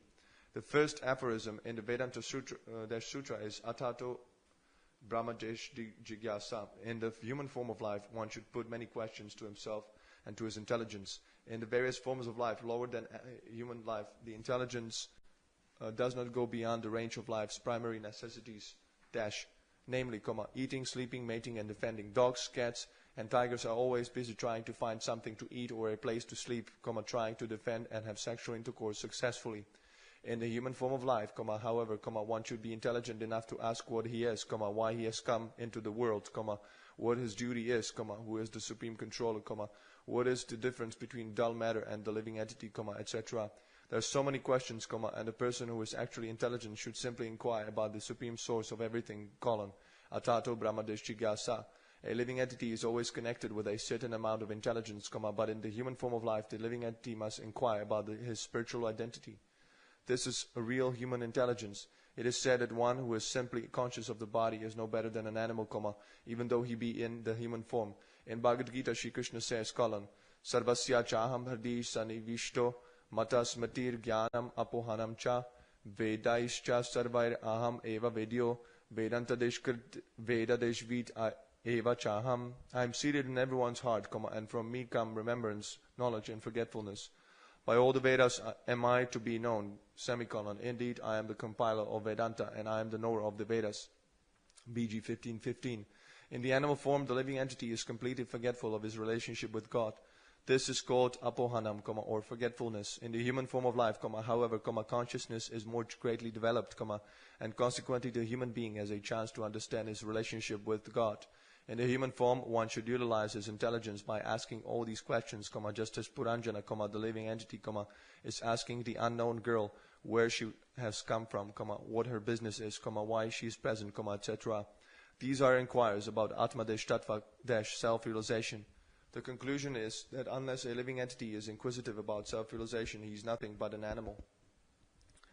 Ka ete apostrophe nupata yeta ekadasha mahadesh bata etaba lalana subhru ko apostrophe yam te apostrophe hi pura deshara ke hu eta, all these anupatha followers, ye they who te your ekadasha 11 mahadesh bata very powerful bodyguards, eta all of these, va also lalana women, sudesh prahu all beautiful eyed one, ka who I am this, te your ai the snake, pura in front, sara going. My dear lotus-eyed, who are those 11 strong bodyguards with you, and who are those 10 specific servants? Question, who are those women following the 10 servants, and who is the snake that is preceding you? Question, the 10 strong servants of the mind are the 5 working senses and the 5 knowledge gathering senses. All these 10 senses work under the A-E-G-I-S, aegis of the mind. The mind and the 10 senses combine to become 11 strong bodyguards. The hundreds of women under the jurisdiction of the senses are addressed here as lalana. The mind works under the intelligence, and under the mind are the 10 senses, and under the 10 senses are innumerable desires to be fulfilled. All these, however, depend on the vital life force, which is here represented by the snake. As long as the vital life force is there, the mind works, and under the mind the senses work, and the senses give rise to so many material desires. Actually, the living entity, known as Puranjana, is embarrassed by so much paraphernalia. All these paraphernalia simply constitutes different sources of anxiety, but one who is surrendered unto the Supreme Personality of Godhead, who leaves all business to him, is freed from such anxieties. Therefore, Prahlada Maharaja advises a person who has taken to the materialistic way of life, which is never permanent but always temporary, to take shelter of the Supreme Personality of Godhead and leave aside all his so-called responsibilities in order to get free from all anxieties. Tvam harir bhavani asi athava gramapatim vichinvati kim munivat rahovane tvadesh angridesh kamapta desh samasta desh kamam kva padmadesh kosha patita karagrat. Tvam, you, Hari, shyness, Bhavani, the wife of Lord Shiva, Asi, are, Ata, rather, Vak, Saraswati, the goddess of learning, Rama, the goddess of fortune, Patim, husband, Vichinvati, searching after, thinking of, Kim, are you, Muni Deshvat, like a sage, Raha, in this lonely place, Vane, in the forest, Tvadesh Angri, your feet, Kama, desiring, Apta, achieved, Samasta, all, kamam, desirable things, where is padmadesh kosha, the lotus flower, patita, fallen, kara, of the hand, agrat, from the front portion, or palm. My dear beautiful girl, you are exactly like the goddess of fortune, or the wife of Lord Shiva, or the goddess of learning, the wife of Lord Brahma. Although you must be one of them, I see that you are loitering in this forest. Indeed, you are as silent as the great sages. Is it that you are searching after your own husband? Question: whoever your husband may be, simply by understanding that you are so faithful to him, he will come to possess all opulences. I think you must be the goddess of fortune, but I do not see the lotus flower in your hand. Therefore, I am asking you where you have thrown that lotus. Everyone thinks that his intelligence is perfect. Sometimes one employs his intelligence in the worship of Uma, the wife of Lord Shiva, in order to obtain a beautiful wife. Sometimes, when one wants to become as learned as Lord Brahma, he employs his intelligence in the worship of the goddess of learning, Saraswati. Sometimes, when one wishes to become as opulent as Lord Vishnu, he worships the goddess of fortune, Lakshmi. In this verse, all these inquiries are made by King Puranjana, the living entity who is bewildered and does not know how to employ his intelligence. Intelligence should be employed in the service of the Supreme Personality of Godhead. As soon as one uses his intelligence in this way, the goddess of fortune automatically becomes favorable to him. The goddess of fortune, Lakshmi, never remains without her husband, Lord Vishnu. Consequently, when one worships Lord Vishnu, he automatically obtains the favor of the goddess of fortune. One should not, like Ravana, worship the goddess of fortune alone, for she cannot remain long without her husband. Thus, her other name is Chanchala, or restless. In this verse, it is clear that Puranjana is representing our intelligence while he is talking with the girl. He not only appreciated the shyness of the girl, but he actually became more and more attracted by that shyness. He was actually thinking of becoming her husband, and consequently was asking her whether she was thinking of her prospective husband or whether she was married. This is an example of Bogadesh Iksha, the desire for enjoyment. One who is attracted by such desires becomes conditioned in this material world, and one who is not so attracted attains liberation. King Puranjana was appreciating the beauty of the girl as if she were the goddess of fortune, but at the same time, he was careful to understand that the goddess of fortune cannot be enjoyed by anyone except the Lord Vishnu. Since he doubted whether the girl was the goddess of fortune, he inquired about the lotus flower she was not holding. The material world is also the goddess of fortune because the material energy works under the direction of Lord Vishnu.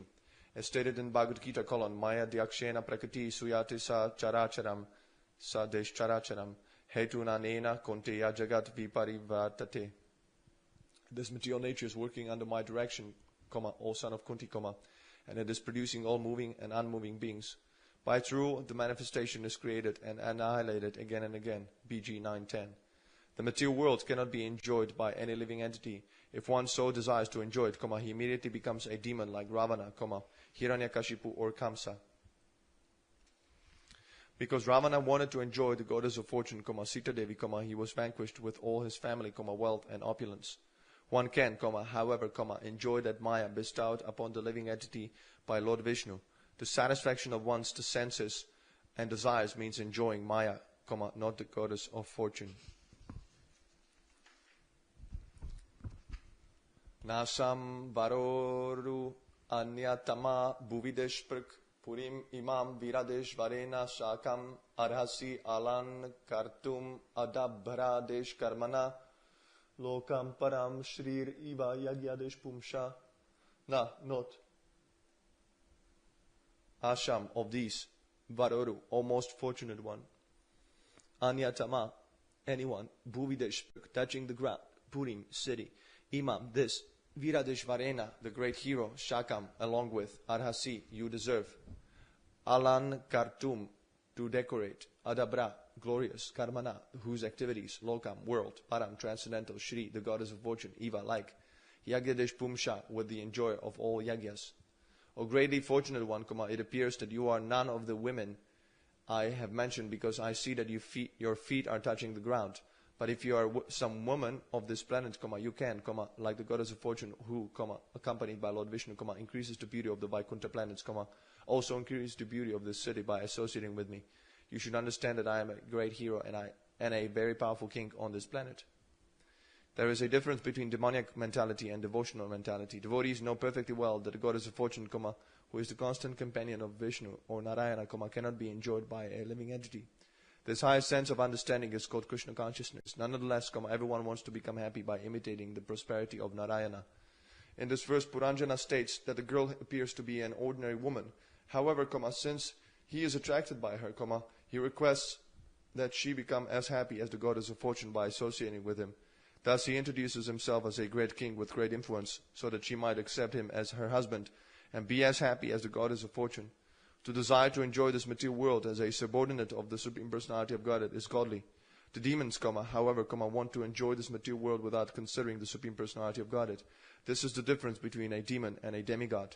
The word Bhuvidesh Sprik mentioned in this verse is very significant. When the demigods sometimes come to this planet, they do not touch the ground. Puranjana could understand that this girl did not belong to the transcendental world or the higher planetary system because her feet were touching the ground. Since every woman in this world wants her husband to be very influential, rich and powerful, Puranjana, to seduce the girl, introduced himself as such a personality. In the material world, whether one be a man or a woman, who one wants to enjoy. A man wants to enjoy a beautiful woman, and a woman wants to enjoy a powerful, opulent man. Every living entity who possesses such material desires is called Purusha, an enjoyer. Superficially, it appears that the woman is the enjoyed and the man is the enjoyer, but internally, everyone is an enjoyer. Consequently, everything in this material world is called Maya. Yat esha pamangadish vikhanditendriyam savrida desh bhavadesh smitadesh vibramad desh bruva tvayopasarsto bhagavan mano desh bhava prabadhate apostrophe tanu grhana shobhane. Yat, because esha, this me, apanga, by your glances, vikandita, agitated, indriyam, whose senses or mind, sadeshvrida, with shyness, bhava, affection, smita, smiling, vibramat, bewildering, bruva, with eyebrows, tvaya, by you, upashashta, being influenced, bhagavan, the most powerful, mana, deshbhava, Cupid, prabhadate, is harassing, ata, therefore, anugrahana, be merciful, shobhane, O very beautiful one. Certainly your glancing upon me today has very much agitated my mind. Your smile, which is full of shyness, but at the same time, lusty, is agitating the most powerful Cupid within me. Cupid is small here.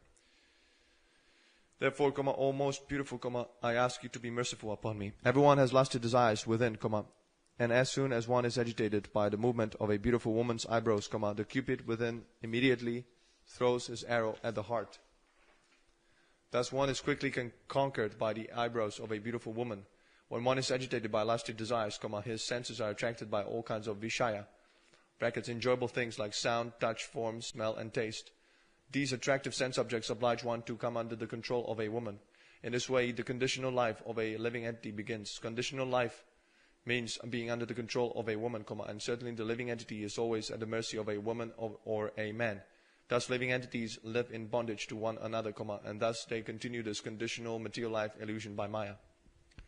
Dvadesh ananam subhru sutara desh lochanam vyalam bi desh nilalaka desh vendadesh samurtam unia me darshaya valgudesh vachakam yad vridaya nabimukham suchidesh smite. Tvat, your, ananam, face, sudesh bru, having nice eyebrows, sutesh tara, with nice pupils, lochanam, eyes, vyalambi, scattered, nila, bluish, alakadesh vrinda, by locks of hair, samvardam, surrounded, unia, having raised, me, unto me, darshaya, show, valgudesh vachakam, having words very sweet to hear, yat, which face, vridaya, by shyness, not, abimukham, face to face, shuchi desh smite, O woman with lovely smiles. My dear girl, your face is so beautiful with your nice eyebrows and eyes and with your bluish hair scattered about. In addition, very sweet sounds are coming from your mouth. Nonetheless, you are so covered with shyness that you do not see me face to face. I therefore request you, my dear girl, to smile and kindly raise your head to see me. Such a speech is typical of a living entity attracted by the opposite sex. This is called bewilderment occasioned by becoming conditioned by material nature. When thus attracted by the beauty of the material energy, one becomes very eager to enjoy. This is elaborately described in this instance of Puranjana's becoming attracted by the beautiful woman. In conditional life, the living entity is attracted by a face, eyebrows, or eyes, or a voice, or anything. In short, everything becomes attractive. when a man or a woman is attracted by the opposite sex, it doesn't matter whether the opposite sex is beautiful or not. The lover sees everything beautiful in the face of the beloved and thus becomes attracted. This attraction causes the living entity to fall down in this material world. This is described in Bhagavad Gita colon Iksha desh dvesha desh samutena dvandva desh mohena bharata sarva desh bhutani samoham sargayanti parantapa. Speech, O sign of Bharata, square break, Arjuna, O conqueror of the foe, all living entities are born into a delusion, overcome by the dualities of desire and hate. PG 727. This condition of life is called avidya. Opposed to this avidya is real knowledge. Sri Upanishad distinguishes between vidya and avidya, knowledge and ignorance. By avidya, brackets ignorance, one becomes conditioned, and by vidya, brackets knowledge, one becomes liberated. Puranjana admits herein that he is attracted by avidya. Now he wishes to see the complete feature of avidya, and so requests the girl to raise her head so that he can see her face to face. He thus wishes to see the various features that make avidya attractive. Narada uvacha itam puranjanam nari achamanam adhi ravat abhyanandata tam viram hasanti vira mohita. Narada uvacha, the great sage Narada continued to speak. Itam, upon this, Puranjanam, unto Puranjana, Nari, the woman, Yachamanam, begging, Adira Deshvat, being too impatient, Abhyanandata, she addressed Tam, him, Viram, the hero, Hasanti, smiling, Vira, O hero, Mohita, being attracted by him. Narada continued, my dear king, when Puranjana became so attracted and impatient to touch the girl and enjoy her, the girl also became attracted by his words and accepted his request by smiling. By this time, she was suddenly attracted by the king. By this incident, we can understand that when a man is aggressive and begins to woo a woman, the woman becomes attracted to the man. This process is described in the Bhagavatam as Pumsha Shtriya Mituni Deshbhavam Etam, Bhag 558. This attraction is enacted on the platform of sexual life. Thus the sex impulse is the platform of material engagement. This conditional life, the platform of material sense enjoyment, is the cause of forgetfulness of spiritual life. In this way, a living entity's original Krishna consciousness becomes covered or converted into material consciousness. Thus one engages in the business of sense gratification. Navidama vayam samyak kartaram purusharshaba atmanascha parashyapi gotram nama chayat deshkatam. Na, do not, vidama, no, vayam, I, samyak, perfectly, kartaram, maker, purusha deshrushaba, or best of human beings. Atmana, of myself, cha, and parasya, of others, api, also, gotram, family history, nama, name, cha, and yat deshkatam, which has been made by whom.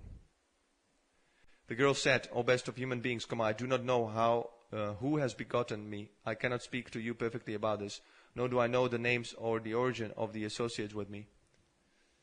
The living entity is ignorant of this origin. He does not know why this material world was created, why others are working in this material world, and what the ultimate source of this manifestation is. No one knows the answers to these questions, and this is called ignorance.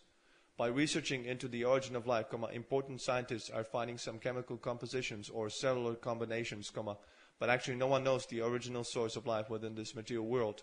The phrase Brahmadesh Jigyasa is used to indicate an inquisitiveness to know the original source of our existence in this material world. No philosopher, scientist, or politician actually knows where from we have come, why we are here struggling so hard for existence, and where we will go. Generally, people are of the opinion that we are all here accidentally, and that as soon as these bodies are finished, all our dramatic activities will be finished and we will become zero. Such scientists and philosophers are impersonalists and voidists. In this verse, the girl is expressing the actual position of the living entity. She cannot tell Puranjana her father's name because she does not know from where she has come, nor does she know why she is present in that place. She frankly said that she did not know anything about all this. This is the position of the living entity in the material world. There are so many scientists, philosophers, and big leaders, but they do not know where from they have come, nor do they know why they are busy within this material world to obtain a position of so-called happiness. In this material world, we have many nice facilities for living, but we are so foolish that we do not ask who made this world habitable for us and has arranged it so nicely. Everything is functioning in order, but people foolishly think that they are produced by chance in this material world and that after death they will become zero. They think that this beautiful place of habitation will automatically remain. Ihadya santam atmanam vidama natata param yeneyam nirmita vira puri sharanam atmana. Iha, here, adya, today, samtam, existing, atmanam, living entities, vidama, that much we know, not, tata param, beyond that, yena, by whom, iyam, this, nirmita, created.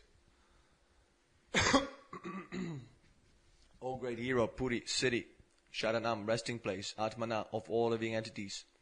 O great hero, we only know that we are existing in this place. We do not know what will come after. Indeed, we are so foolish that we do not care to understand who has created this beautiful place for our residence.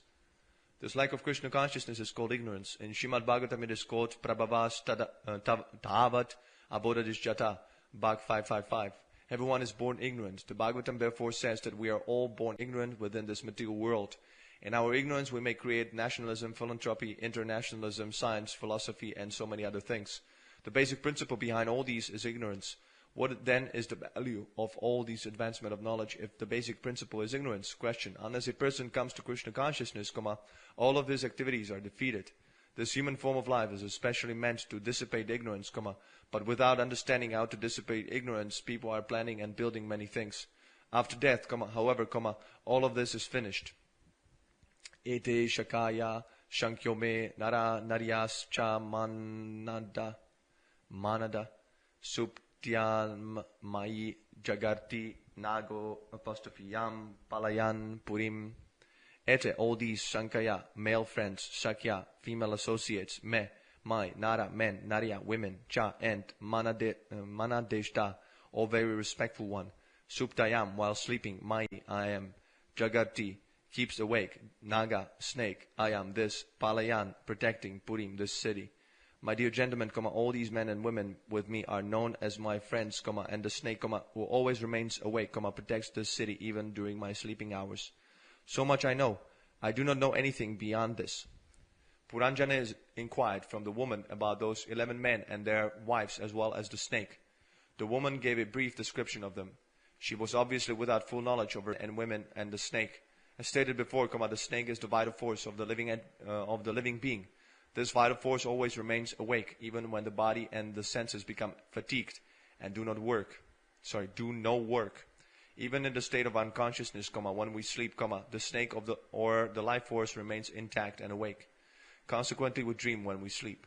When the living entity gives up this material body, the vital force still remains intact and is carried to another material body.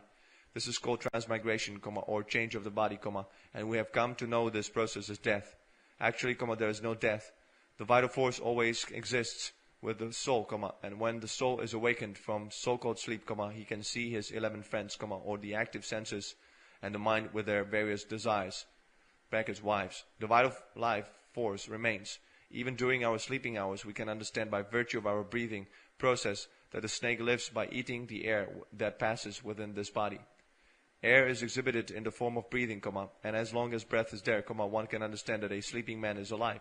Thus, even when the gross body is asleep, the vital force remains active and alive to protect the body. Thus, the snake is described as living and eating air to keep the body fit for life. Tishtya gato apostrophe C. Badram te gramyan kaman abhipshashe udvahishyami tam ste apostrophe ham swadish bandubir arindama. Dishtya, fortunately for me. Agata asi, you have come here. Badram, all auspiciousness, te, unto you. Gramyan, sensual, kaman, desired, enjoyable objects. Abhipshashe, you want to enjoy. Udvahishyami, I shall supply. Tan, all of them. Te, unto you. Aham, I. Swadesh bandhubi, with all my friends. Arindama, O killer of the enemy. O killer of the enemy, you have somehow or other come here. This is certainly great fortune for me. I wish all auspicious things for you. You have a great desire to satisfy us, and all my friends and I shall try our best in all respects to fulfill your desires. The living entity comes down into this material world for sense gratification, and his intelligence, represented by the woman, gives him the proper direction by which he can satisfy his senses to their best capacity. In actuality, however, intelligence comes from the Supersoul, or the Supreme Personality of Godhead, and he gives full facility to the living entity who has come down to this material world. As stated in Bhagavad Gita, Vyavaya Shatmika Buddhir Ekaha Kurudesh Nandana Bahudesh Shaka Hi Anantascha Budayo apostrophe Vyashayinam. Those who are on this path are resolute in purpose, and their aim is one. O beloved child of the Kurus, the intelligence of those who are irresolute is many-branched. PG 241. When a devotee is advancing toward spiritual realization, his only aim is the service of the Supreme Personality of Godhead. He doesn't care for any other material or spiritual activity. King Puranjana represents the ordinary and living entity, and the woman represents the ordinary living entity's intelligence. Combined, the living entity enjoys his material senses, and the intelligence supplies all paraphernalia for his enjoyment. As soon as he enters the human form, the living entity is entrapped by a family tradition, nationality customs, etc. These are all supplied by the Maya of the Supreme Personality of Godhead. Thus the living entity, under the bodily conception of life, utilizes his intelligence to his best capacity in order to satisfy his senses. Imam tvam aritish tashva purim navadesh mukim vibo mayopanitan granana kamadesh bogan shatam sama. Imam, this tvam, your good self, aritish tashva, just remain, Purim, in the city, Navadesh Mukim, with 9 gates, Vibo, O my Lord, small, Maya, by me, Upanitan, arranged, Grhnana, taking, Kamadesh Bogan, the materials for sense gratification, Shatam, 100, Sama, years. My dear Lord, small, I have just arranged this city of 9 gates for you so that you can have all kinds of sense gratification. You may live here for 100 years, and everything for your sense gratification will be supplied. Dharmartadesh kamadesh mokshanam dara sampraptidesh hetava. The wife is the cause of all kinds of success in religion, economic development, sense gratification, and ultimately salvation. When one accepts a wife, it is to be understood that he is being helped in his progressive march toward liberation. In the beginning of life, a person is trained as a brahmachari and is then allowed to marry a suitable girl and become a householder. If one is thoroughly trained in household life, he finds all facilities for human life, eating, sleeping, mating, and defending. Everything is there if it is executed according to regulative principles. Kam nu dvadesh anyam ramaye hi aratidesh kyam akovidam asam paraya bhimukham ashvashtana deshvidam pashum. Come unto whom, nu, then, tvat, then yourself, anyam, other, ramaye, I shall allow to enjoy, he certainly, aratidesh kyam, without knowledge of sex enjoyment. Akovidam, therefore almost foolish. Asam paraya, without knowledge of the next life. Abhimukham, looking forward. Ashvastana, deshvidam, one who does not know what is happening next. Pashum, like animals. How can I expect to unite with others who are neither conversant about sex nor capable of knowing how to enjoy life while living or after death? Question. Such foolish persons are like animals because they do not know the process of sense enjoyment in this life and after death. Since there are 8,400,000 species of life, there are also many different living conditions. In the lower grades of life, brackets, in plant and tree life, brackets, there is no system for sexual intercourse. In the upper grades, brackets, in the life of birds and bees, there is sex, but the insects and animals do not know how to actually enjoy sex life. In the human form of life, however, there is full knowledge of how to enjoy sex. Indeed, there are many so-called philosophers who give directions on how to enjoy sex life. There is even a science called Kama de Shastra, which is the science of sex. In human life, there are also such divisions as Brahmacharya, Grihastha, Vanaprastha, and Sannyasa. There is no sex life except in the Grihastha or householder ashrama. The Brahmachari is not allowed any sex, a Vanaprastha voluntarily refrains from sex, and the sannyasi is completely renounced. The karmis do not practice brahmacharya, vanaprastha or sannyasa life, for they are very much interested in grihastha life. In other words, a human being is very much materially inclined. Indeed, all living entities are materially inclined. They prefer grihastha life because there is concession for sex. The karmis think that the other statuses of life are worse than animal life, for animals also have sex, whereas the brahmachari, vanaprastha and sannyasi completely give up sex. The karmis, therefore, abhor these orders of spiritual life. Dharmohi atrarthadesh kamaucha prajanando apostrophe mirtam yasa laka vishoka viraja yanna kevalino vidu. Dharma, religious ritual. He certainly, atra, here in this grihastadish ashrama, or a householder life. Artha, economic development. Kamao, sense gratification. Cha, and prajadesh ananda, the pleasure of generations. Amartam, the results of sacrifice. Yasha, reputation. Loka, planetary systems. Vishoka, without lamentation. Viraja, without disease. Yan, which, not, never. Kevalina, the transcendentalists. Vidu, no.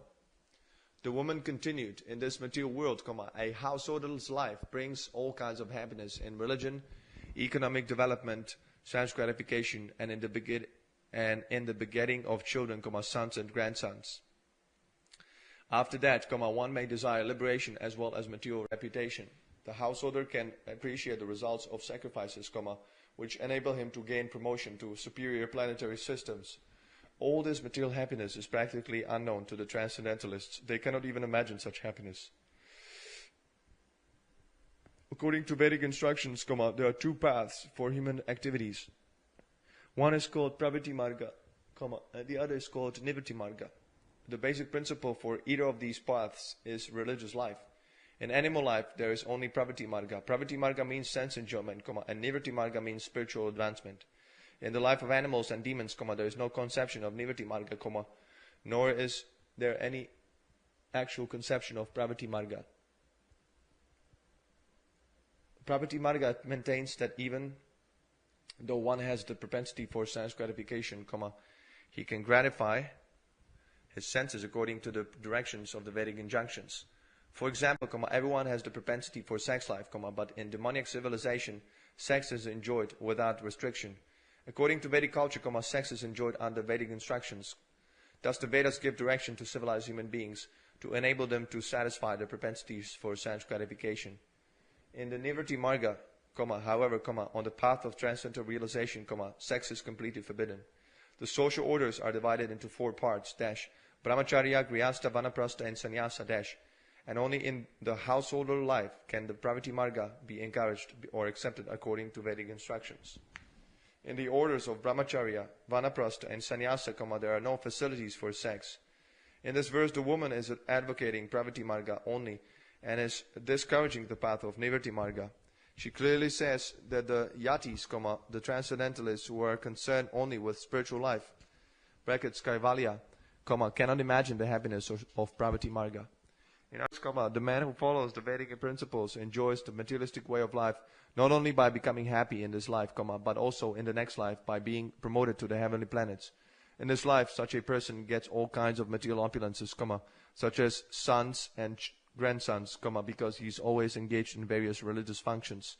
The material distresses are birth, old age, disease, and death, but those who are interested in Pravritti Marga hold various religious functions at the time of death, old age, disease, and death. Without caring for the distresses of birth, old age, disease, and death, they are addicted to performing the special functions according to the Vedic ritualistic ceremonies. Factually, however, Pravritti Marga is based on sex life. As stated in Srimad Bhagavatam, Yan Maitunadi Gramedi Shukam Hi Tu Cham. Bhag 7:9-45. A householder who is too much addicted to Pravritti Marga is actually called a Gramedi, not a Grihastha. Although the Grihastha desires sense gratification, he acts according to Vedic instructions.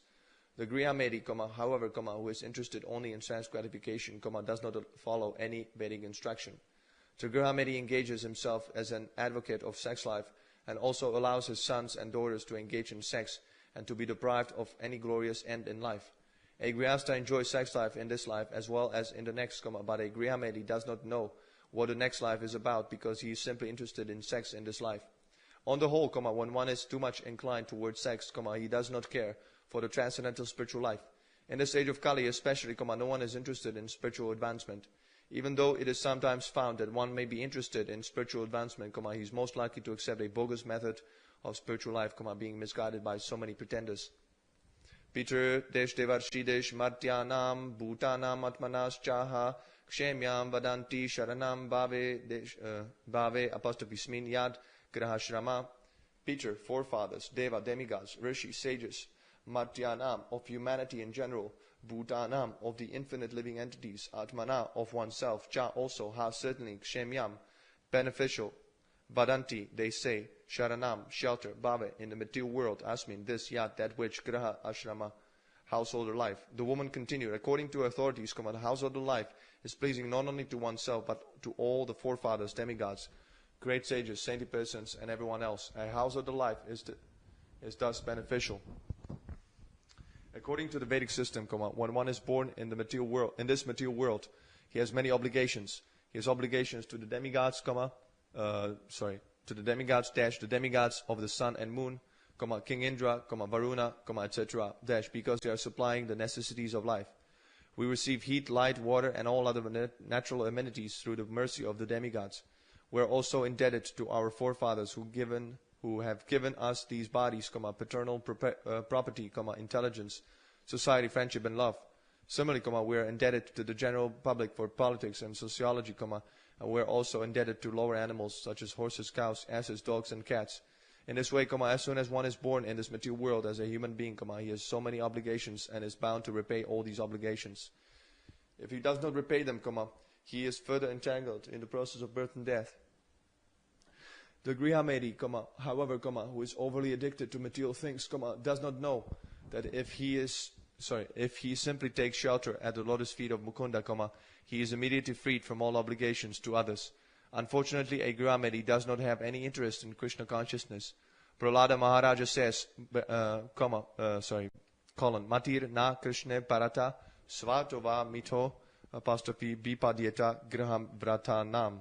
Bhag 7.530. A graha vrata is the same as a Grihamedi. One who takes sex life to be supreme finds action in Krishna consciousness confusing, either due to his own personal consideration, or due to his having taken instructions from others, or conferring with them, he becomes addicted to sexual indulgence and cannot act in Krishna consciousness. Ka nama vira vikyatam vadanyam priyadish darshanam na vanita priyam praptam madashi tvadrasham patim.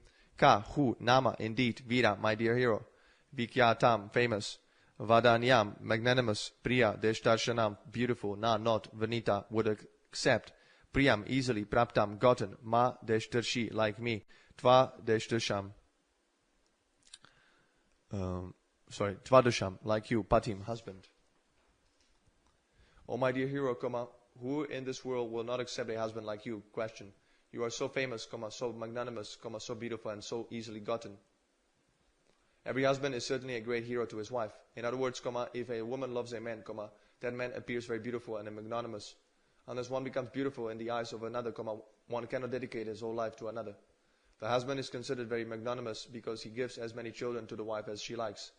Every woman is fond of children, Therefore, any husband who can please his wife by sex and give her children is considered very magnanimous. Not only does the husband become magnanimous by begetting children, but by giving his wife ornaments, nice food and dresses, he keeps her completely under submission. Such a satisfied wife will never give up the company of her husband. Manu Samhita recommends that to keep a wife satisfied, a husband should give her some ornaments, because women are generally fond of home, ornaments, dresses, children, etc. In this way, the woman is the center of all material enjoyment.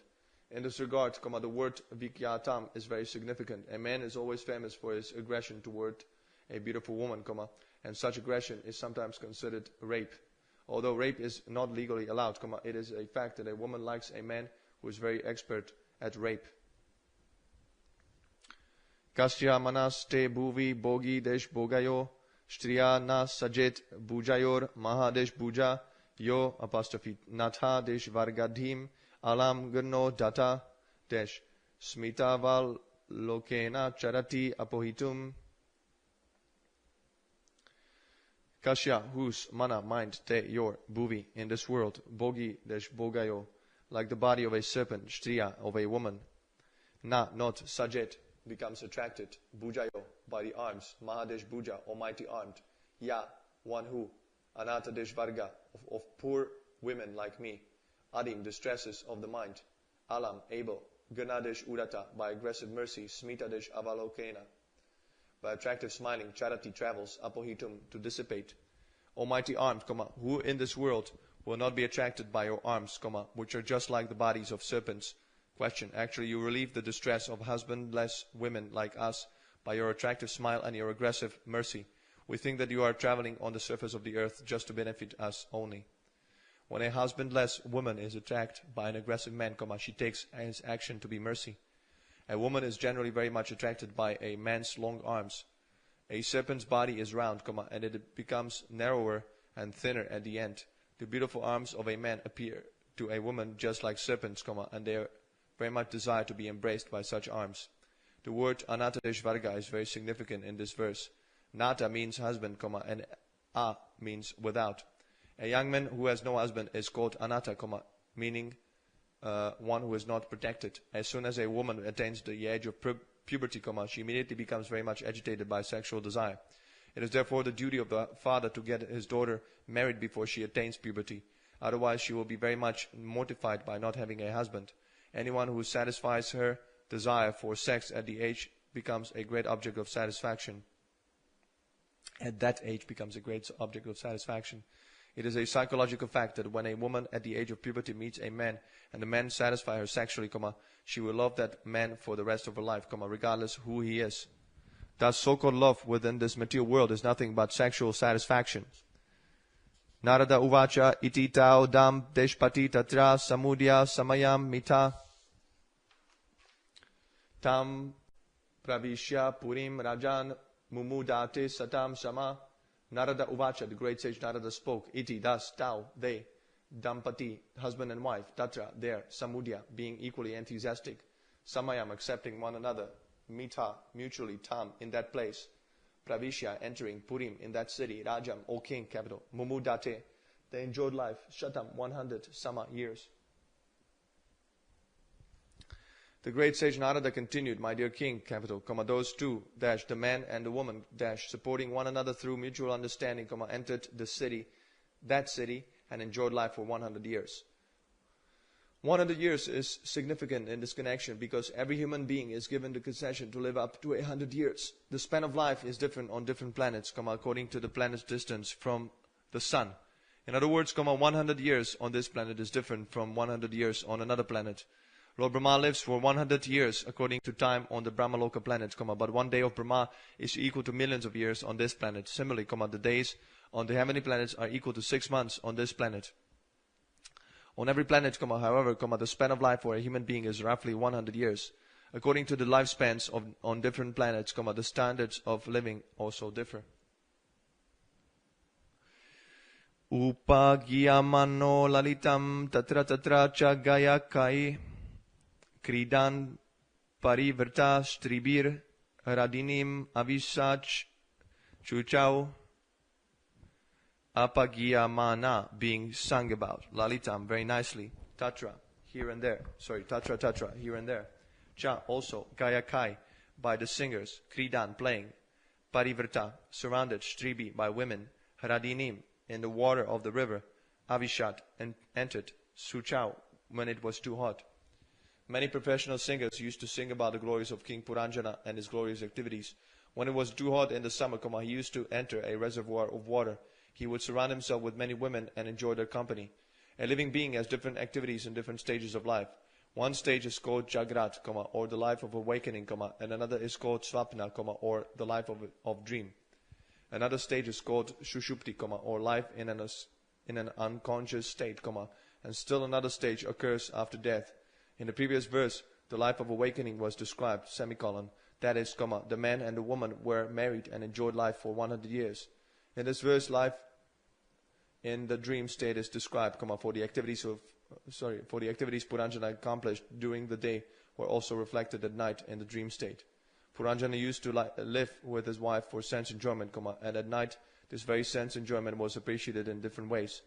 A man sleeps very soundly when he is greatly fatigued, when a rich man is greatly fatigued, he goes to his garden house with many female friends and there enters the water and enjoys their company.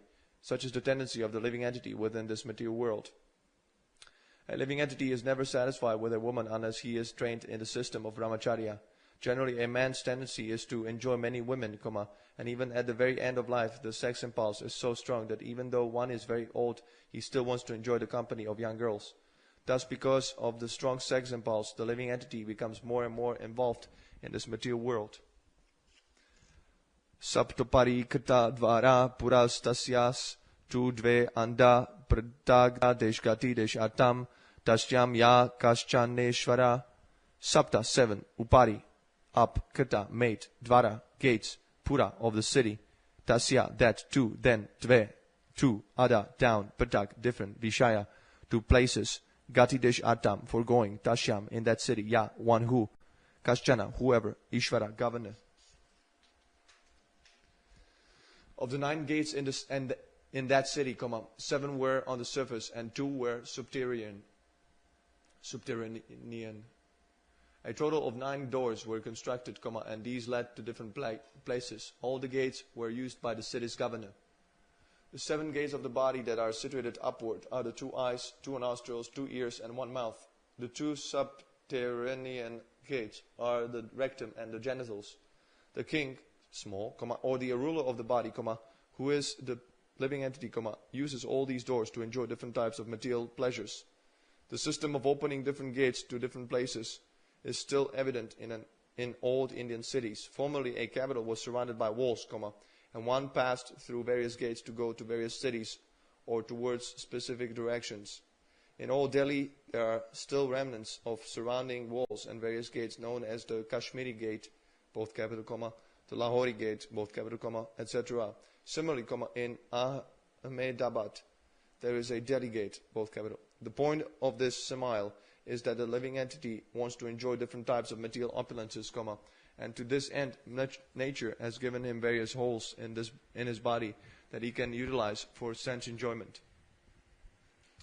Panchadvarastu paurastya dakshinaika tatotara paschimedve amushamte namani nirpa varnaye.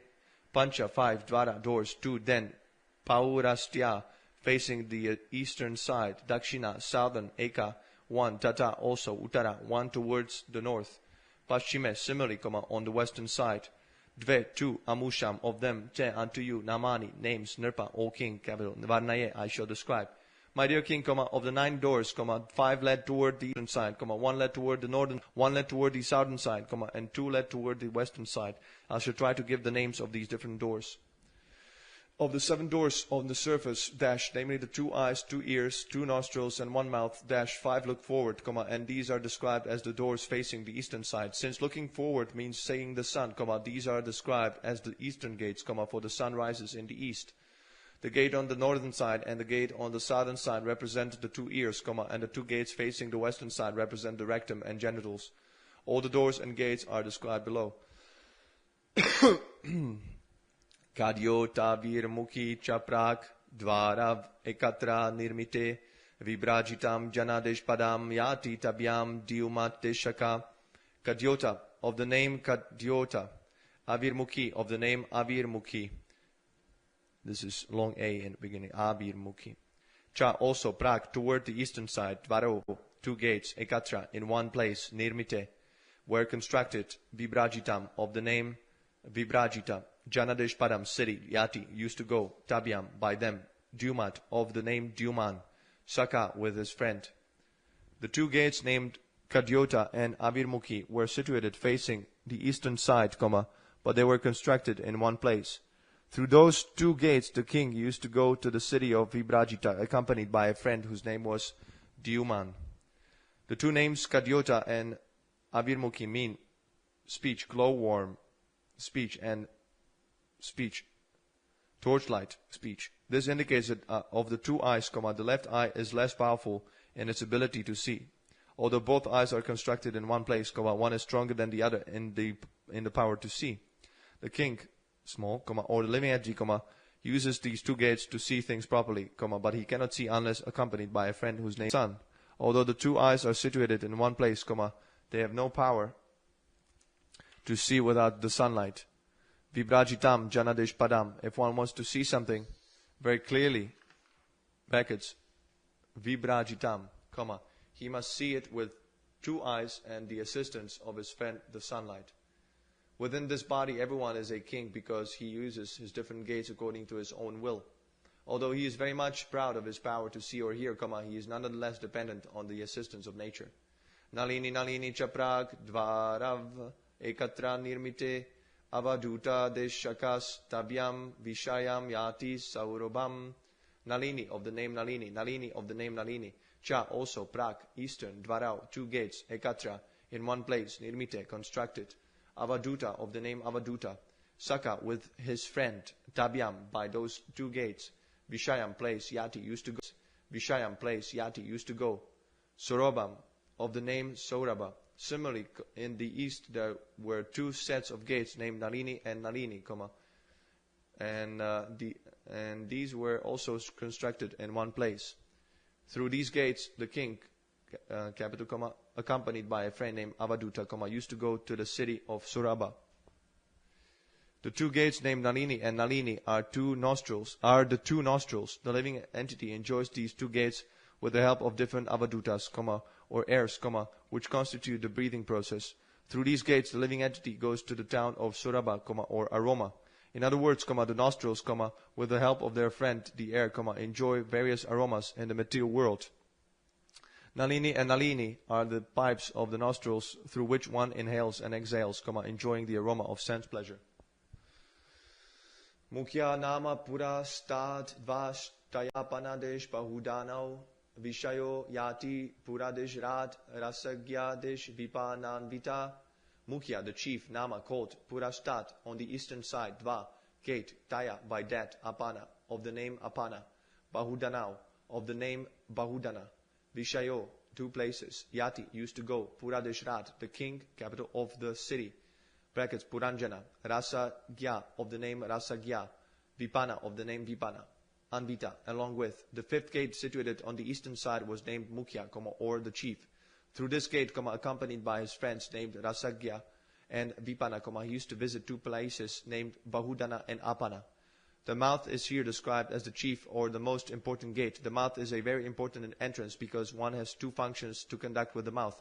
One function is eating, and the other is speaking. Our eating is done with the friend Rasagya, by whom the tongue can taste so many different types of foods.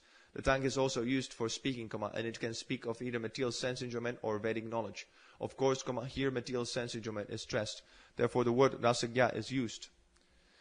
Pitrahur nirpa puryadvar dakshinena puranjana rastram dakshina desh panchalam yati shruta desh dharan vita. Pitrahu, of the name Pitrahu, nirpa, O king, capital, Purya, of the city, Dva, gate, Dakshinena, on the southern side, Puranjana, King Puranjana, Rastram, country, Dakshina, southern, Panchalam, of the name Panchala, Yati, used to go, Shrutadesh Daradesh Anvita, along with his friend Shrutadara. The southern gate of the city was known as Pitrahu, and through that gate, King Puranjana used to visit the city named Dakshinadesh Panchala, accompanied by his friend Shrutadara. The right ear is used for Karmadesh Kandya, or fruitive activities. As long as one is attached to the enjoyment of material resources, he hears from the right ear, and he uses the 5 senses to elevate himself to the higher planetary systems like Pitraloka.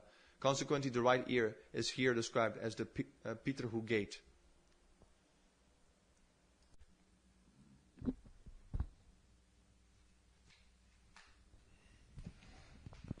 Text 51. Devahur nama puryadvat utarena puranjana rastram utaradesh panchalam yati shruta taran vita. Devahu, of the name Devahu, nama, as it was called, Purya, of the city, Dva, gate, Utarena, on the northern side, Puranjana, King Puranjana, both capital, Rastram, country, Uttara, northern, Panchalam, of the name Panchala, Yati, used to go, Shrutadesh Taradesh Adita, with his friend Shrutadara. On the northern side was the gate named Devahu. Through that gate, King Puranjana used to go with his friend Shrutadhara to the place known as Uttaradesh Panchala. The 2 ears are situated on the northern side and the southern side. The ear on the southern side is very strong and is always anxious to hear about sense enjoyment. The ear on the northern side, however, is used for taking initiation from the spiritual master and for gaining promotion to the spiritual sky. The right ear, or the ear on the northern side, is called Pitrahu, which indicates that it is used for attaining the higher planetary systems known as Pitraloka, but the left ear, which is known as Devahu, is utilized for hearing about even higher planetary systems such as Mahaloka, Tapoloka, and Brahmaloka, or yet even higher planets situated in the spiritual universe, where one becomes more inclined to be permanently situated. This is explained in Bhagavad Gita, Yanti Deva Deshvrata Devan, Pitran Yanti Pitra Deshvrata, Bhutani Yanti Bhuteja, Yanti Mat Deshyajino, apostrophe Pimam. Those who worship the demigods will take birth among the demigods, Those who worship ghosts and spirits will take birth among such beings, Those who worship ancestors go to the ancestors, And those who worship me will live with me. BG 925. One who is interested in being happy on this planet as well as after death generally wants to be elevated to the Pitralokas. Such a person can use the right ear for hearing Vedic instructions. However, one who is interested in going to Tapoloka, Brahmaloka, the Vaikuntha planets or Krishnaloka may take initiation from the spiritual master in order to be elevated to such lokas.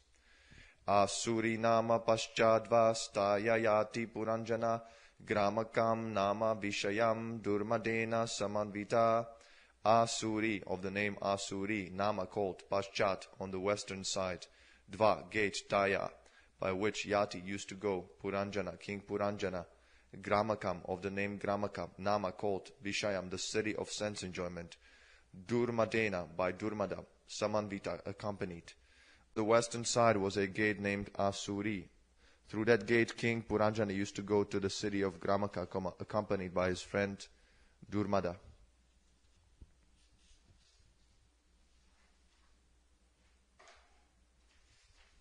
The gate on the western side of the city was known as Asuri because it was especially meant for the Asuras. The word Asura refers to those who are interested in sense gratification, specifically in sex life, to which they are overly attracted. Thus, Puranjana, the living entity, enjoys himself to his greatest satisfaction by means of the genitals. Consequently, he used to go to the place known as Gramaka. Material sense gratification is also called Gramya, and the place where sex life is indulged in to a great extent is called Gramaka. When going to Gramaka, Puranjana used to be accompanied by his friend Durmada. The word Vishaya refers to the four bodily necessities of life, eating, sleeping, mating, and defending. The word Durmadena may be analyzed in this way, Dur means dusta, or sinful, and Mada means madness. Every living entity who is in contact with material nature is called Mada, or mad. It is said, Pishachi paila yena mati desh chana haya / maya desh grasta jivera haya se desh bhava udaya. When a person is haunted, he becomes practically insane. When one is in an insane condition, he speaks all kinds of nonsense. Thus, to become engaged in sense gratification, one has to accept a friend who is durmada, or badly affected by the material disease. The words Asuri, Nama, Paschadva are significant in another sense. The sunrise is first visible from the eastern side, the Bay of Bengal, and gradually it progresses toward the west. It is practically experienced that people in the West are more addicted to sense gratification. Shri Chaitanya Mahaprabhu himself has certified, Paschimera Loka Sabha Muda Anachara, CCRD 1089. The more one goes to the western side, the more he will find people disinterested in spiritual life. He will find them behaving against the Vedic standards. Because of this, people living in the West are more addicted to sense gratification. In this Bhagavatam, it is confirmed, Asuri Nama Paschadva. In other words, the population on the western side is interested in an Asuric civilization, that is, a materialistic way of life. Lord Chaitanya consequently wanted this Krishna consciousness movement to be preached on the western side of the world so that people addicted to sense gratification might be benefited by his teachings.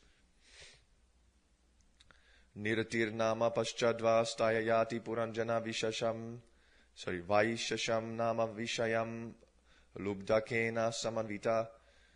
Nirti, of the name Nirti, Nama called Paschat, western Dva, gate, Taya, by which Yati used to go, Puranjana, King Puranjana, Vaishasham, of the name Vaishasha. Nama called Vishayam, to the place, Lubdakena, by the friend named Lubdaka, Samanvita accompanied. Another gate on the western side was known as Nirti. Puranjana used to go through this gate to the place known as Vaishesha, accompanied by his friend Lubdaka. This is a reference to the rectum. The rectum is supposed to be situated on the western side of the eyes, nose and ears. This gate is especially meant for death. When an ordinary living entity abandons his present body, he passes through the rectum. It is therefore painful. When one is called by nature to evacuate, one also experiences pain. The friend of the living entity who accompanies him through this gate is named Lubdaka, which means greed. Due to our greed, we eat unnecessarily, and such gluttony causes pain at the time of evacuation. The conclusion is that the living entity feels well if he evacuates properly. This gate is known as Nirti, or the painful gate. Adhav amisham pauranam nirvakdesh peshashkrtav abau akshanvatam adipatis tabyam yati karoticha.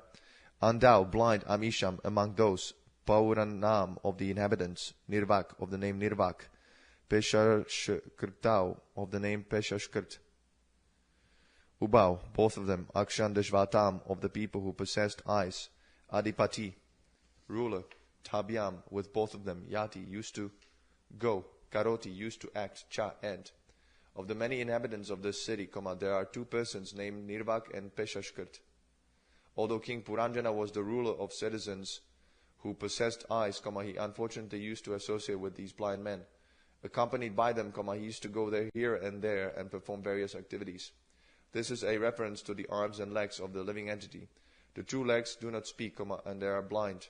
If a person simply trusts his legs to take him walking, he is likely to fall into a hole or to bump into something. Thus, led by the blind legs, one's life may be placed in jeopardy. Of the senses that are working, the hands and legs are very important, but they have no eyes to see. This means that in the hands and legs there are no holes. In the head there are many holes, 2 eyes, 2 nostrils, 2 ears, and 1 mouth, But lower down, in the arms and legs, there are no holes. Consequently, the arms and legs have been described as ada, blind. Although the living entity has many holes in his body, he nonetheless has to work with his hands and arms. Although the living entity is the master of many other senses, when he has to go somewhere, do something or touch something, he has to use his blind legs and hands.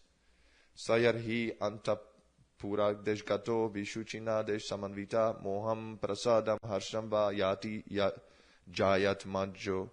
Yati Jayat Majod Bhavam. He went Anta Deshpura to his private home. Gata used to go. Visuchina by the mind. Samanvita accompanied. Moham illusion. Prasadam satisfaction. Harsham happiness. Va or Yati used to enjoy. Jaya wife. Atmadeshcha children. Udbhavam produced by them. Sometimes he used to go to his private home with one of his chief servants, the mind, who was named Visuchina. At that time, illusion, satisfaction and happiness used to be produced from his wife and children. According to the Vedic conclusion, one's self is situated within the heart. As stated in Vedic language, Hadi ayam atma pratishtita, the self is situated within the heart. In a material condition, however, the spirit soul is covered by the material qualities, namely goodness, passion, and darkness, and within the heart, these 3 qualities react. For instance, when one is in goodness, he feels happiness, When one is in passion, he feels satisfaction through material enjoyment, And when one is in darkness, he feels bewilderment. All these activities are of the mind, and they function on the platform of thinking, feeling, and willing. When the living entity is encircled by wife, children, and home, he acts on the mental plane. Sometimes he is very happy, sometimes he is very much satisfied, sometimes he is not satisfied, and sometimes he is bewildered. Bewilderment is called moha, illusion. Illusion by society, friendship and love, the living entity thinks that his so-called society, friendship and love, nationality, community, society, etc., will give him protection. He does not know that after death he will be thrown into the hands of a very strong material nature that will force him to accept a certain type of body according to his present work. This body may not even be a human body. Thus the living entity's feeling of security in this life in the midst of society, wife and friendship is nothing but illusion. All living entities engaged in various material bodies are illusioned by the present activities of material enjoyment. They forget their real business, which is to go back home, back to Godhead. Everyone who is not in Krishna consciousness must be considered to be in illusion. One's so-called feelings of happiness and satisfaction resulting from material things are also illusions. Factually, neither society, friendship, love, nor anything else can save one from the onslaught of the external energy, which is symptomized by birth, death, old age, and disease. To get even one living entity out of the illusory condition is very difficult, semicolon. Therefore, Lord Krishna says in Bhagavad Gita, colon, Daivihiye sagunamai mama maya durateya. Mam eva ye prapadyate, mayam etam tarantite. This divine energy of mind, consisting of the three modes of material nature, is difficult to overcome, but those who have surrendered unto me can easily cross beyond it. BG 7:14. Therefore, unless one surrenders completely at the lotus feet of Krishna, he cannot get out of the entanglement of the three modes of material nature. Evam karma susham shakta kamatma vanchito apostrophe Buddha mahisiyat yat iheta tat tad evan vavartata.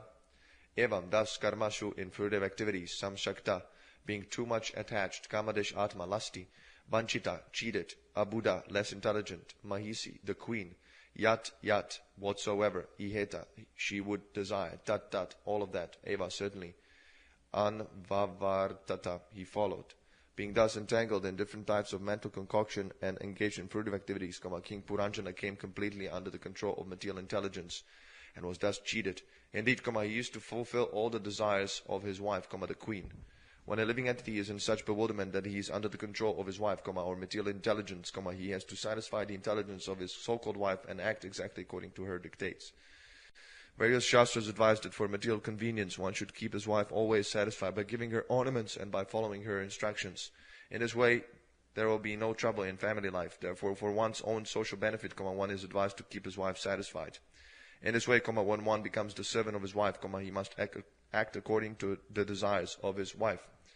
Thus one becomes more and more entangled. In Bengal, it is said that if one becomes an obedient servant of his wife, he loses all reputation. However, the difficulty is that unless one becomes a most obedient servant of his wife, family life becomes disturbed. In Western countries, this disturbance gives rise to the divorce law, and in Eastern countries, like India, there is separation. Now this disturbance is confirmed by the new introduction of the divorce law in India. Within the heart, the mind is acting, thinking, feeling, and willing, and falling under the control of one's wife is the same as falling under the control of material intelligence. Thus one begets children by his wife and becomes entangled in so many activities and mental concoctions. Kvachit pibantyam pibati madiram madadeshvi vala ashnantyam kvachit ashnati yakshatyam saha jakshiti kvachit gayati gayantyam rudati kvachit dhasantyam hasati jalpantyam anu jalpati kvachit davati davantyam tishtantyam anu tishtati anushete shayanayam anvaste kvachit ashitam kvachit chinoti shunvatyam pashyantyam anu pashyati kvachit jigrantyam sparshati kvachit cha shochatim jayam anu sochati dinavat anu hrisyantam muritam anu modate kvachit sometimes pibantyam while drinking pibati he drank madiram liquor madadesh vivala being intoxicated ashnantyam while she was eating kvachit sometimes ashnati he ate jakshatyam while she was chewing saha with her jakshiti he chewed kvachit sometimes gayati he used to sing gayantyam while his wife was singing rudatyam when the wife was crying rudanti he also cried kvachit sometimes hasantyam while she was laughing ahasati he also laughed jalpantyam while she was talking loosely anu following her jalpati he also talked loosely kvachit sometimes davati he also used to walk davantyam when she was walking tishtantyam while she was standing silently anu following her tishtati he used to stand anu following her shete he used to lie down shayanayam while she was lying on the bed anu following her aste he also used to sit kvachit sometimes ashatim while she was sitting kvachit sometimes shunoti he used to hear shunvantyam while she was engaged in hearing pashyantyam while she was seeing something anu following her pashyati he also used to see kvachit sometimes jigrahati he used to smell jigrahantyam while his wife was smelling Sparshantyam, while the wife was touching Spashati, he was also touching Kvachit at that time. Kvachit cha, sometimes also Sochatim, when she was lamenting Jayam, his wife, Anu following her Sochati. He was also lamenting Dina Deshvat, like a poor man. Anu following her, Hashyati, he used to enjoy. Hashyantyam, while she was feeling enjoyment. Muritam, when she was satisfied. Anu following her, Modate, he felt satisfaction. When the queen drank liquor, King Puranjana also engaged in drinking. When the queen dined, he used to dine with her, and when she chewed, King Puranjana used to chew along with her. When the queen sang, he also sang. Similarly, when the queen cried, he also cried, and when the queen laughed, he also laughed. When the queen talked loosely, he also talked loosely, and when the queen walked, the king walked behind her. When the queen would stand still, the king would also stand still, and when the queen would lie down in bed, he would also follow and lie down with her. When the queen sat, he would also sit, and when the queen heard something, he would follow her to hear the same thing. When the queen saw something, the king would also look at it, and when the queen smelled something, the king would follow her to smell the same thing. When the queen touched something, the king would also touch it, and when the dear queen was lamenting, the poor king also had to follow her in lamentation. In the same way, when the queen felt enjoyment, he also enjoyed, and when the queen was satisfied, the king also felt satisfaction. The mind is the place where the self is situated, and the mind is conducted by the intelligence. The living entity, situated within the heart, follows the intelligence. The intelligence is herein depicted as the queen, and the soul, under mental control, follows the material intelligence just as the king follows his wife. The conclusion is that material intelligence is the cause of bondage for the living entity. The point is that one has to take to spiritual intelligence to come out of this entanglement. In the life of Maharaja Ambarisha, we find that the great Maharaja first engaged his mind on the lotus feet of Krishna. In this way, his intelligence became purified. Maharaja Ambarisha also used to use his other senses in the service of the Lord. He engaged his eyes in seeing the deity in the temple, nicely decorated with flowers. He engaged his sense of smell by smelling the flowers, and he engaged his legs by walking to the temple. His hands were engaged in cleansing the temple, and his ears were engaged in hearing about Krishna. His tongue was engaged in two ways, in speaking about Krishna and in tasting prasada offered to the deity. Materialistic persons, who are under the full control of material intelligence, cannot perform all these activities. Thus, consciously or unconsciously, they become entangled by the dictations of material intelligence. This fact is summarized in the following verse.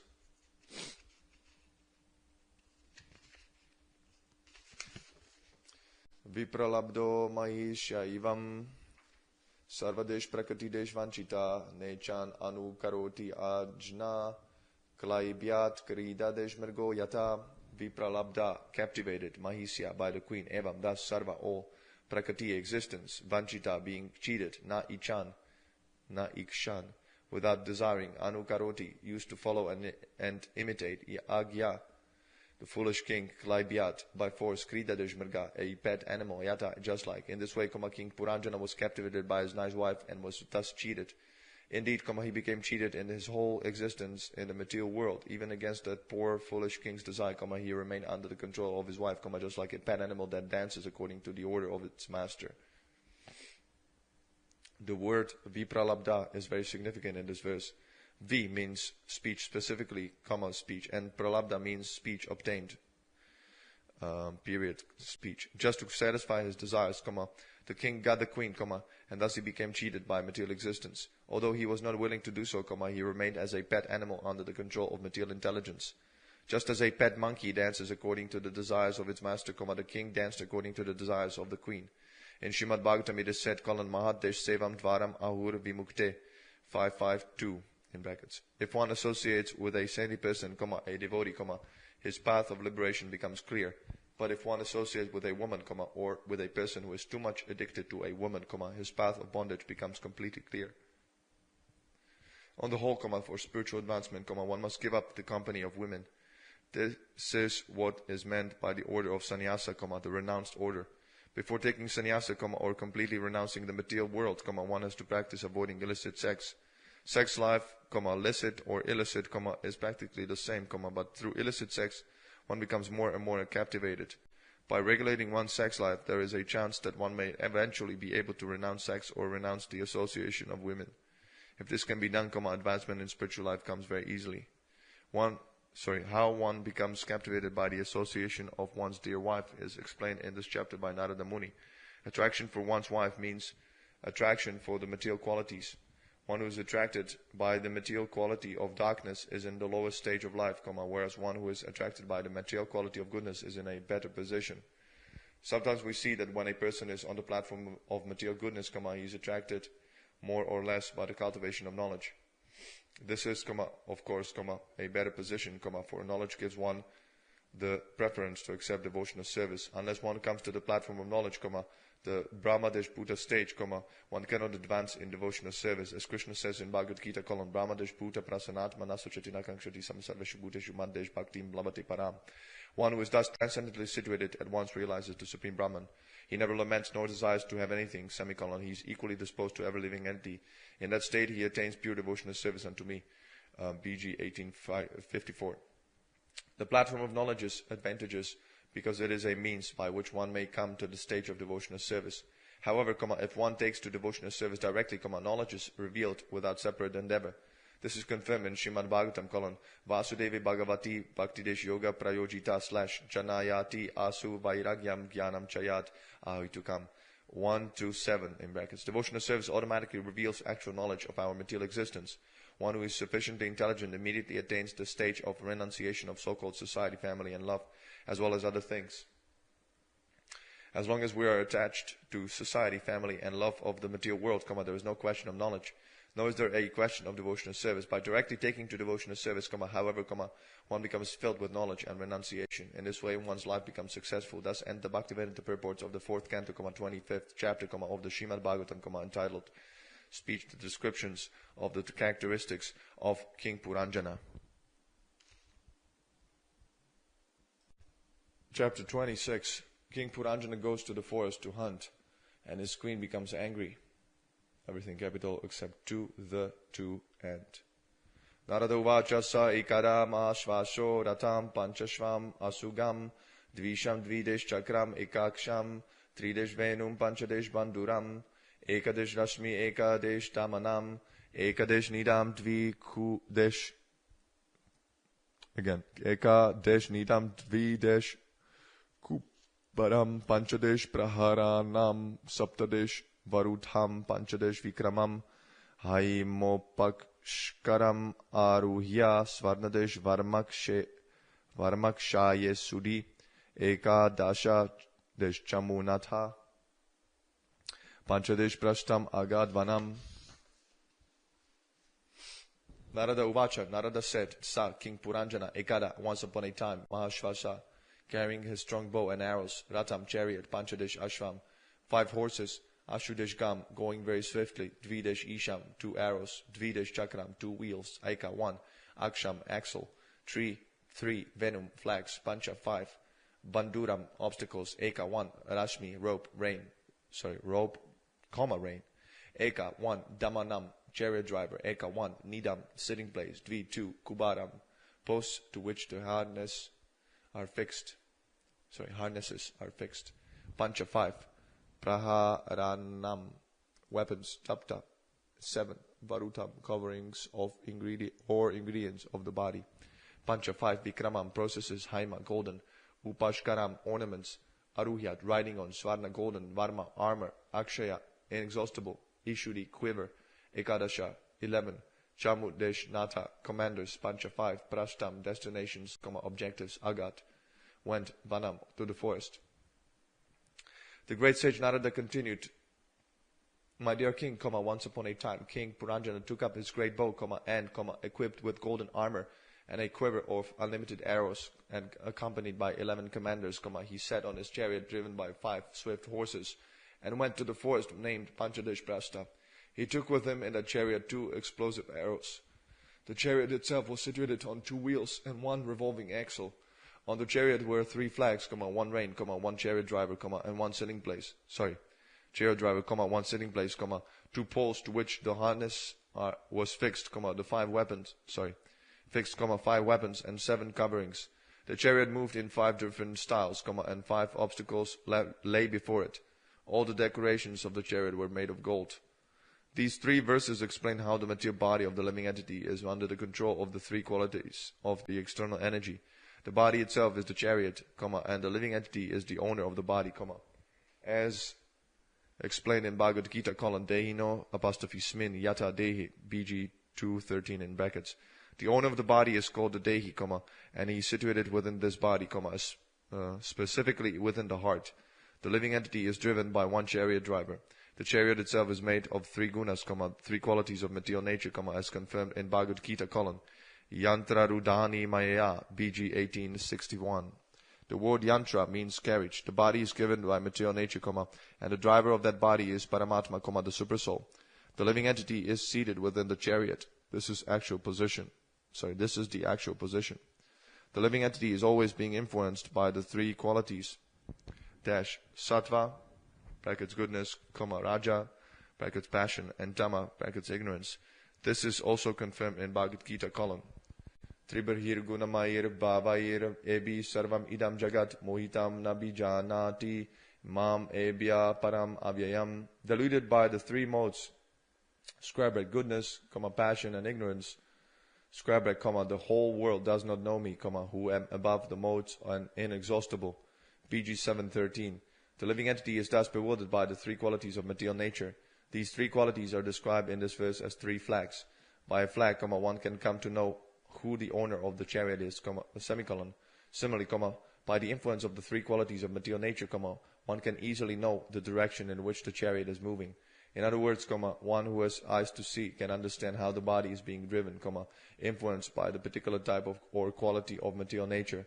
In these three verses, the activity of the living entity is described to prove how the body becomes influenced by the quality of ignorance, even when a person wants to be religious. Narada Muni wanted to prove to King Prachina Barhisat that the king was being influenced by the Tamo Deshguna, the quality of ignorance, even though the king was supposed to be very religious. According to Karma Deshkandiya, the process of fruitive activities, a person performs various sacrifices directed by the Vedas, and in all those sacrifices, animal killing, or experimenting on the life of animals to test the power of Vedic mantras, is enjoyed. Animal killing is certainly conducted under the influence of the mode of ignorance. Even though one may be religiously inclined, animal sacrifice is nonetheless recommended in the Shastras, not only in the Vedas but even in the modern scriptures of other sects. These animal sacrifices are recommended in the name of religion, but actually animal sacrifice is meant for persons in the mode of ignorance. When such people kill animals, they can at least do so in the name of religion. However, when the religious system is transcendental, like the Vaishnava religion, there is no place for animal sacrifice. Such a transcendental religious system is recommended by Krishna in Bhagavad Gita, Sarvadish dharman parityajya mamikam saranam braja amtvam sarvadish papebhyo mokshayishyami masucha. Abandon all varieties of religion and just surrender unto me. I should deliver you from all sinful reaction. Do not fear. BG 1866. Because King Prachina Barhisat was engaged in performing various sacrifices in which animals were killed, Narada Muni pointed out that such sacrifices are influenced by the mode of ignorance. From the very beginning of Srimad Bhagavatam, it is said, Dharma Projita Deshkaitavo apostrophe tra 112 in brackets. All kinds of religious systems that are involved in cheating are completely kicked out of Srimad Bhagavatam. In the Bhagavadesh Dharma, the religion dealing with one's relationship with the Supreme Personality of Godhead, animal sacrifice is not recommended. In the performance of Sankirtana Dashyagya dash Hare Krishna, Krishna Krishna, Hare Hare / Hare Rama, Rama Rama, Hare Hare dash, there is no recommendation for animal sacrifices. In these three verses, King Puranjana's going to the forest to kill animals is symbolic of the living entities being driven by the mode of ignorance and thus engaging in different activities for sense gratification. The material body itself indicates that the living entity is already influenced by the three modes of material nature and that he is driven to enjoy material resources. When the body is influenced by the mode of ignorance, its infection becomes very acute. When it is influenced by the mode of passion, the infection is at the symptomatic stage. However, when the body is influenced by the mode of goodness, the materialistic infection becomes purified. The ritualistic ceremonies recommended in religious systems are certainly on the platform of goodness, but because within this material world, even the mode of goodness is sometimes polluted by the other qualities, brackets, namely passion and ignorance, a man in goodness is sometimes driven by the influence of ignorance. It is herein described that King Puranjana once went to the forest to kill animals. This means that he, the living entity, came under the influence of the mode of ignorance. The forest in which King Puranjana engaged in hunting was named Panchadesh Prastha. The word pancha means 5, and this indicates the objects of the 5 senses. The body has 5 working senses, namely, the hands, the legs, the tongue, the rectum, and the genitals. By taking full advantage of these working senses, the body enjoys material life. The chariot is driven by 5 horses, which represent the 5 sense organs, namely, the eyes, ears, nose, skin, and tongue. These sense organs are very easily attracted by the sense objects. Consequently, the horses are described as moving swiftly. On the chariot, King Puranjana kept 2 explosive weapons, which may be compared to Acarya, or false ego.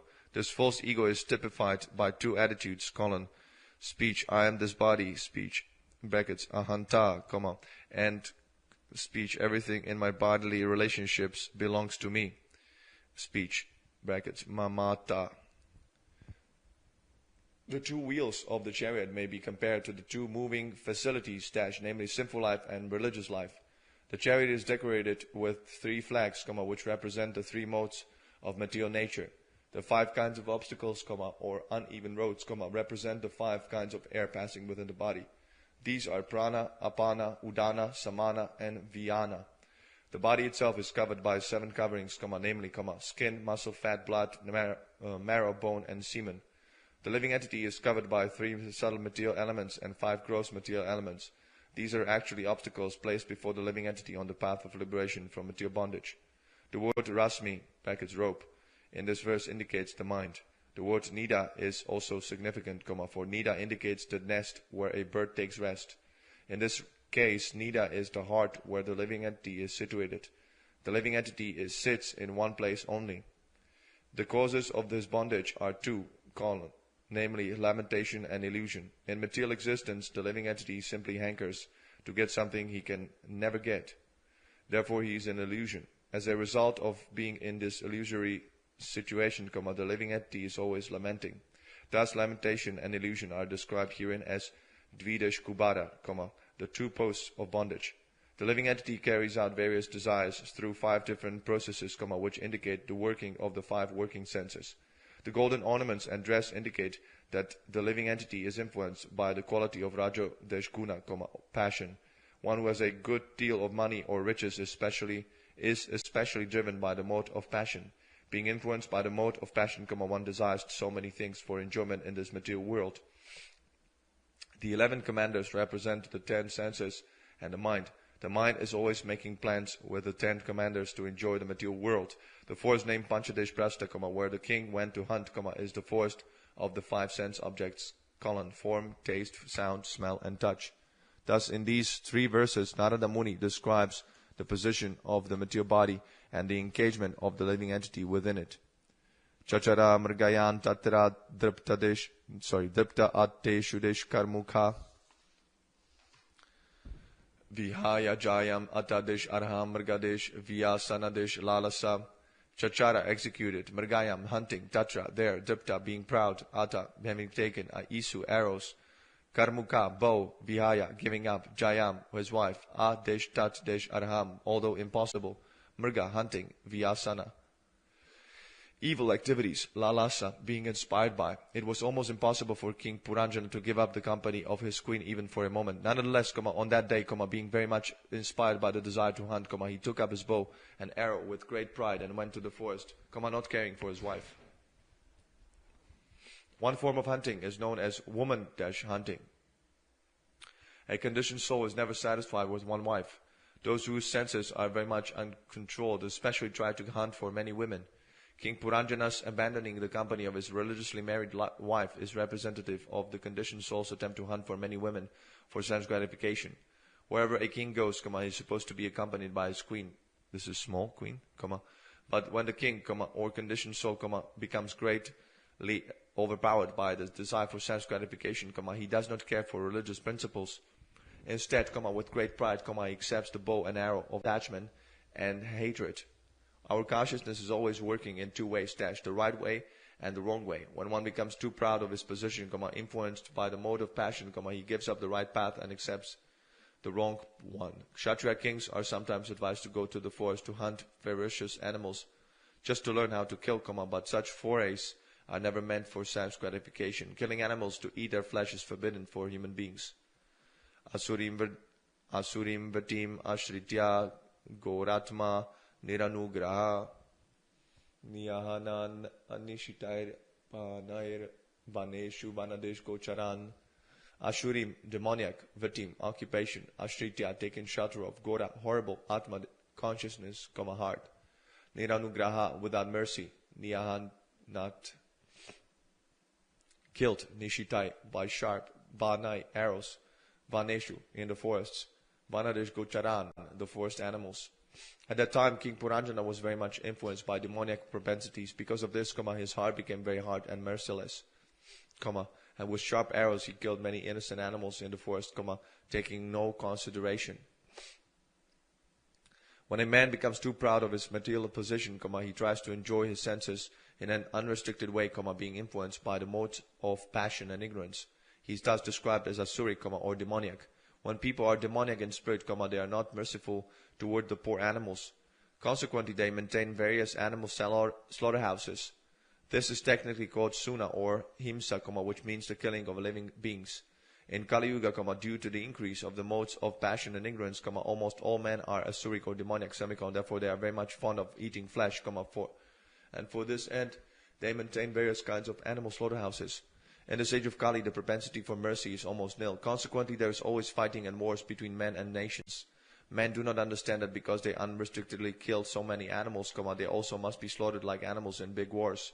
This is very much evident in the Western countries. In the West, slaughterhouses are maintained, without restriction, and therefore every 5th or 10th year there is a big war in which countless people are slaughtered even more cruelly than the animals.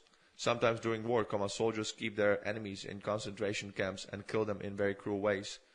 These are reactions brought about by unrestricted animal killing in the slaughterhouse and by hunters in the forest. Proud, demoniac persons do not know the laws of nature, nor do they know the laws of God. Consequently, they unrestrictedly kill poor animals, not caring for them at all. In this Krishna consciousness movement, animals killing is completely prohibited. One is not accepted as a bona fide student in this movement unless he promises to follow the 4 regulative principles, no animal killing, no intoxication, no illicit sex, and no gambling. This Krishna consciousness movement is the only means by which the sinful activities of man in this Kali Yuga can be counteracted. Tirteshu pratidarshteshu raja medyan pashun vane yavad desh attam alam lubdo hanyat iti niyamyate. Tirteshu, in holy places, pratidarshteshu, according to the direction of the Vedas, raja, a king, small, medyan, fit for sacrifice, pashun, animals, vane, in the forest, yavat, so much as, artam, required, alam, not more than that, lubda, being greedy, anyat, one may kill, iti, thus, niyam miyate, it is regulated. If a king is too attracted to eating flesh, he may, according to the directions of the revealed scriptures on sacrificial performances, go to the forest and kill some animals that are recommended for killing. One is not allowed to kill animals unnecessarily or without restrictions. The Vedas regulate animal killing to stop the extravagance of foolish men influenced by the modes of passion and ignorance. The question may be raised why a living being should be restricted in sense gratification. If a king, to learn how to kill, may go to the forest and kill animals, why should a living entity, who has been given senses, not be allowed in unrestricted sense gratification? Question. At the present moment, this argument is put forward even by so-called swamis and yogis who publicly say that because we have senses, we must satisfy them by sense gratification. These foolish swamis and yogis, however, do not know the injunctions of the Shastras. Indeed, sometimes these rascals come out to defy the Shastras. They even publicly announce that there should be no more Shastras, no more books. Speech, just come to me, speech, they say, speech, and I shall touch you, and you will become immediately spiritually advanced. Speech. Because demoniac people want to be cheated, so many cheaters are present to cheat them.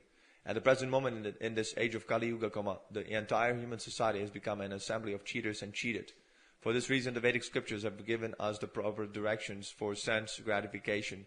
Everyone is inclined in this age to eat meat and fish, drink liquor, and indulge in sex life, but according to the Vedic injunctions, sex is allowed only in marriage, meat eating is allowed only when the animal is killed and offered before the goddess Kali, and intoxication is allowed only in a restricted way. In this verse, the word niyamyate indicates that all these things, namely, animal killing, intoxication, and sex, should be regulated. Regulations are meant for human beings, not for animals. The traffic regulations on the street, telling people to keep to the right or the left, are meant for human beings, not for animals. If an animal violates such a law, he is never punished, but a human being is punished. The Vedas are not meant for the animals, but for the understanding of human society. A person who indiscriminately violates the rules and regulations given by the Vedas is liable to be punished. One should therefore not enjoy his senses according to his lusty desires, but should restrict himself according to the regulative principles given in the Vedas. If a king is allowed to hunt in the forest, it is not for his sense gratification. We cannot simply experiment in the art of killing.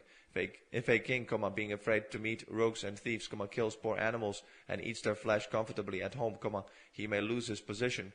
Because in this age kings have such demoniac propensities, monarchy is abolished by the laws of nature in every country. People have become so degraded in this age that on the one hand they restrict polygamy, and on the other hand they hunt for women in so many ways. Many business concerns publicly advertise that topless girls are available in this club or in that shop.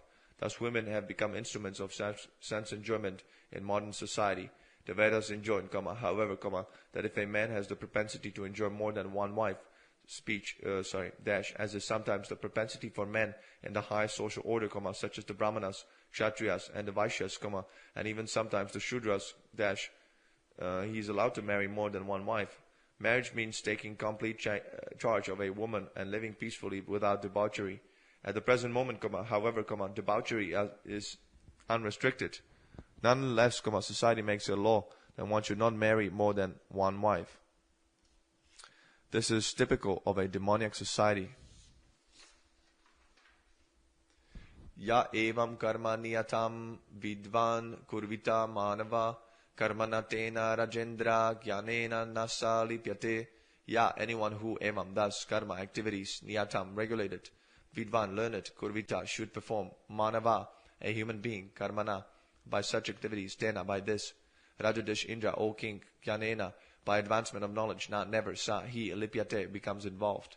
Narada Muni continued to speak to King Prachina Barhisat. My dear king, any person who works according to the directions of the Vedic scriptures does not become involved in fruitive activities. Just as a government may issue trade licenses in order for its citizens to act in a certain way, the Vedas contain injunctions that restrain and regulate all of our fruitive activities. All living entities have come into this material world to enjoy themselves. Consequently, the Vedas are given to regulate sense enjoyment. One who enjoys his senses under the Vedic regulative principles does not become entangled in the actions and reactions of his activities. As stated in Bhagavad Gita, Yagyarthat karmano apostrophe niyatra loko apostrophe yam karma desh bandhana tat karma desh bandhana tat desh artham karma konteya mukta desh sangha samachara. Work done as a sacrifice for Vishnu has to be performed, otherwise work binds one to this material world. Therefore, O son of Kunti, perform your prescribed duties for his satisfaction, and in that way you will always remain unattached and free from bondage.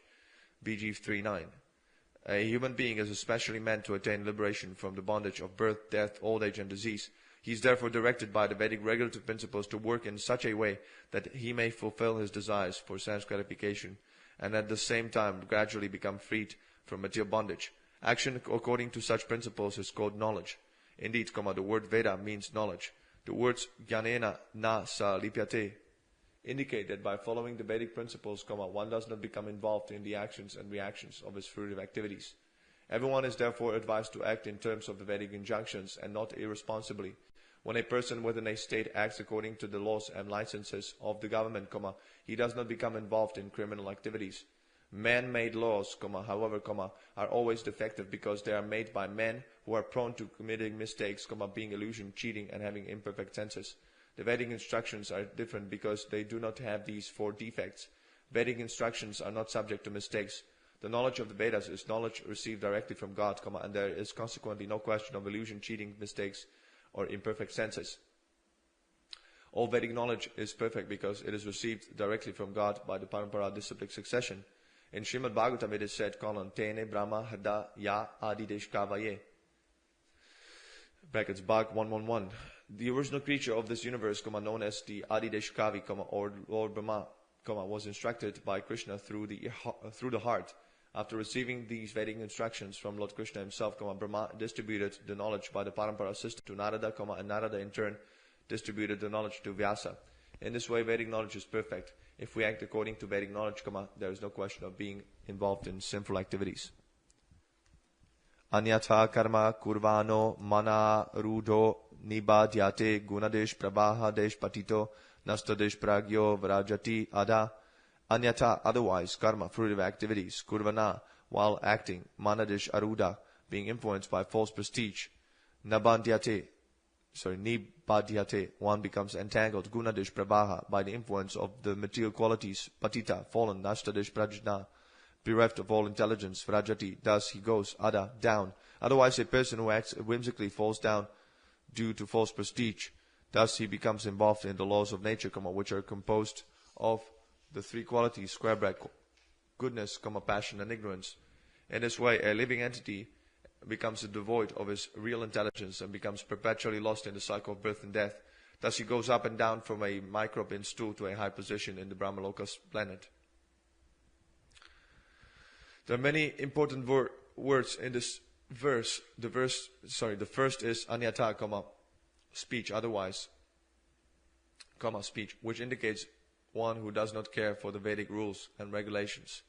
The rules and regulations laid down in the Vedas are called Shastra Deshvidi. Bhagavad Gita clearly states that one who does not accept the Shastra Deshvidi, or rules and regulations mentioned in the Vedic scriptures, and acts whimsically or puffed up with false pride, never attains perfection in this life, nor does he attain happiness or liberation from the material condition. Ya Shastra Deshvidim Utsarjya Vartate Kamadesh Karata Nasa Siddhim Avapnoti Nashukam Na Paramgatim. He who discards scriptural injunctions and acts according to his own whims attains neither perfection, nor happiness, nor the supreme destination. Speech BG 1623. Thus one who is deliberately transgressing the rules and regulations of the Shastras is simply involving himself more and more in material existence in the 3 modes of material nature. Human society should therefore follow the Vedic principles of life, which are summarized in Bhagavad Gita. Otherwise, life in material existence will continue. Foolish persons do not know that the soul is passing through 8,400,000 species of life. By the gradual process of evolution, when one comes to the human form of life, he is supposed to follow the rules and regulations laid down in the Vedas. Sri Chaitanya Mahaprabhu says that the living entity, since time immemorial, he is suffering the 3-fold miseries of material nature due to his demonic attitude, which is his spirit or revolt against the Supreme Personality of Godhead. Krishna also confirms this in Bhagavad Gita. Mama ivamsho jivadesh loke jivadesh bhuta sanatana mana sasta nindriyani prakatideshtani karshati. The living entities in this conditioned world are my eternal, fragmental parts. Due to conditioned life, they are struggling very hard with the 6 senses, which include the mind. BG 15:7.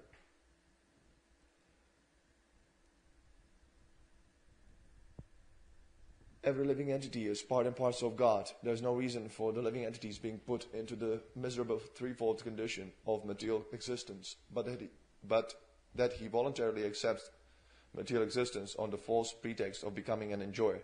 To save him from this horrible condition, the Lord has given all the Vedic literatures in his incarnation of Vyasadeva.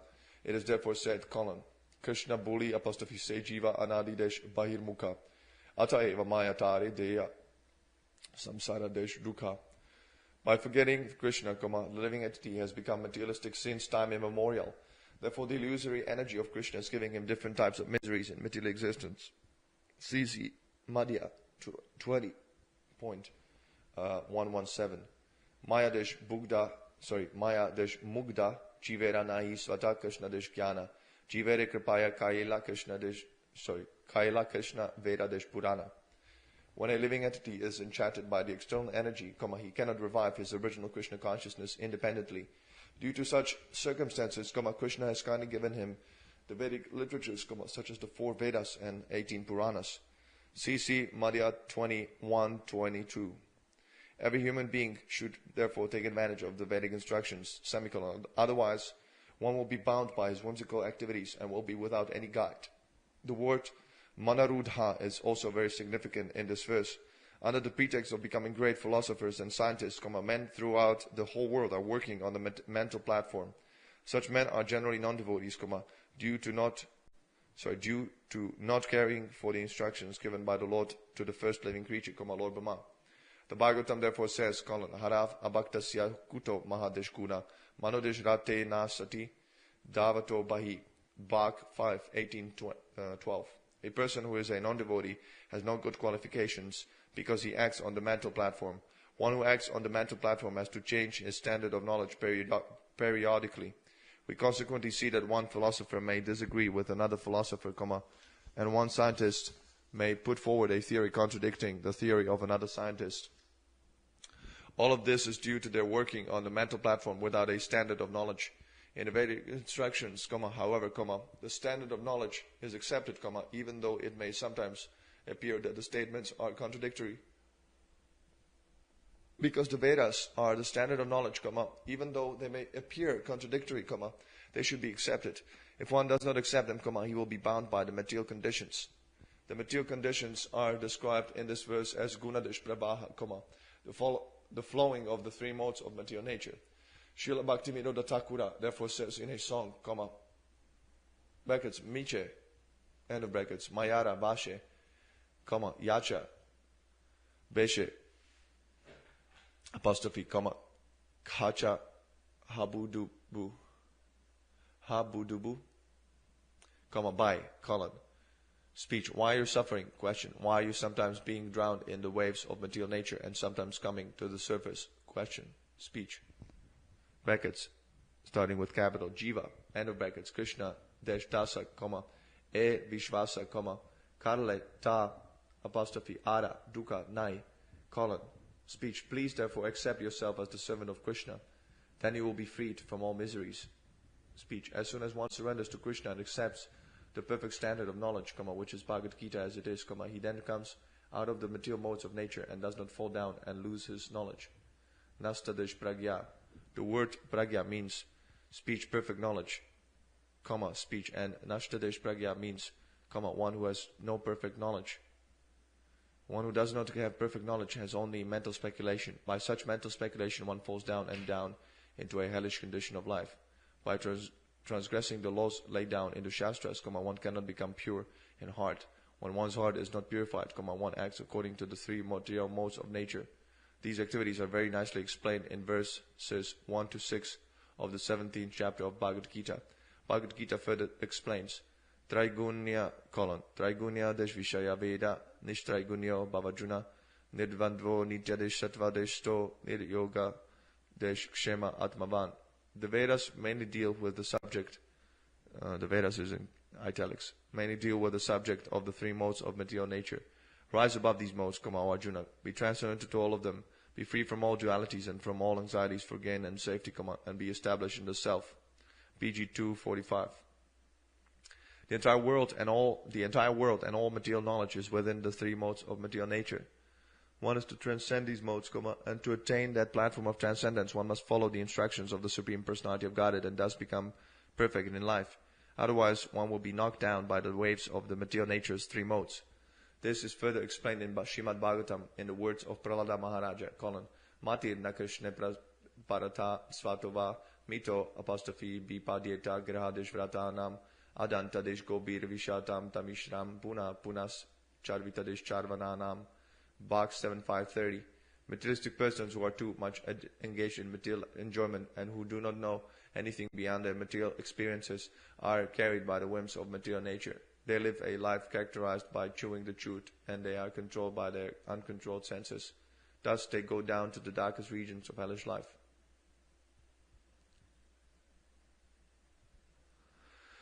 Tatra nirbinadesh gatranam chitradesh vajai shiridesh mukai viplavo apostrophe boot dukhitanam dushaha karunatmanam. Tatra, there. Nirbina, being pierced. Gatranam, whose bodies, chitradesh vajai, with variegated feathers. Shiridesh mukai, by the arrows. Viplava, destruction. Abut, was done. Dukhitanam, of the most aggrieved. Dushaha, unbearable. Karunadesh atmanam, for persons who are very merciful. When King Purajana was hunting in this way, many animals within the forest lost their lives with great pain, being pierced by the sharp arrowheads. Upon seeing these devastating, ghastly activities performed by the king, all the people who were merciful by nature became very unhappy. Such merciful persons could not tolerate seeing all this killing. When demonic persons engage in animal killing, the demigods, or devotees of the Lord, are very much afflicted by this killing. Demonic civilizations in this modern age maintain various types of slaughterhouses all over the world. Rascal swamis and yogis encourage foolish persons to go on eating flesh and killing animals, and at the same time continue their so-called meditation and mystical practices. All these affairs are ghastly, and a compassionate person, namely a devotee of the Lord, becomes very unhappy to see such a sight. The hunting process is also carried on in a different way, as we have already explained. Hunting women, drinking different types of liquor, becoming intoxicated, killing animals, and enjoying sex all serve as the basis of modern civilization. Vaishnavas are unhappy to see such a situation in the world, and therefore they are very busy spreading this Krishna consciousness movement. The devotees are pained to see the hunting and killing of animals in the forest, the wholesale slaughter of animals in the slaughterhouses, and the exploitation of young girls in brothels that function under different names as clubs and societies. Being very much compassionate upon the killing of animals in sacrifice, the great sage Narada began his instructions to King Prachina Barhisat. In these instructions, Narada Muni explained that devotees like him are very much afflicted by all the killing that goes on in human society. Not only are sentient persons afflicted by this killing, but even God himself is afflicted and therefore comes down in the incarnation of Lord Buddha. Jayadeva Goswami therefore sings, Sadaya Desh, Hridaya Desh, Darshita Desh, Pashu Desh Gatam. Simply to stop the killing of animals, Lord Buddha compassionately appeared. Some rascals put forward the theory that an animal has no soul or is something like dead stone. In this way they rationalize that there is no sin in animal killing.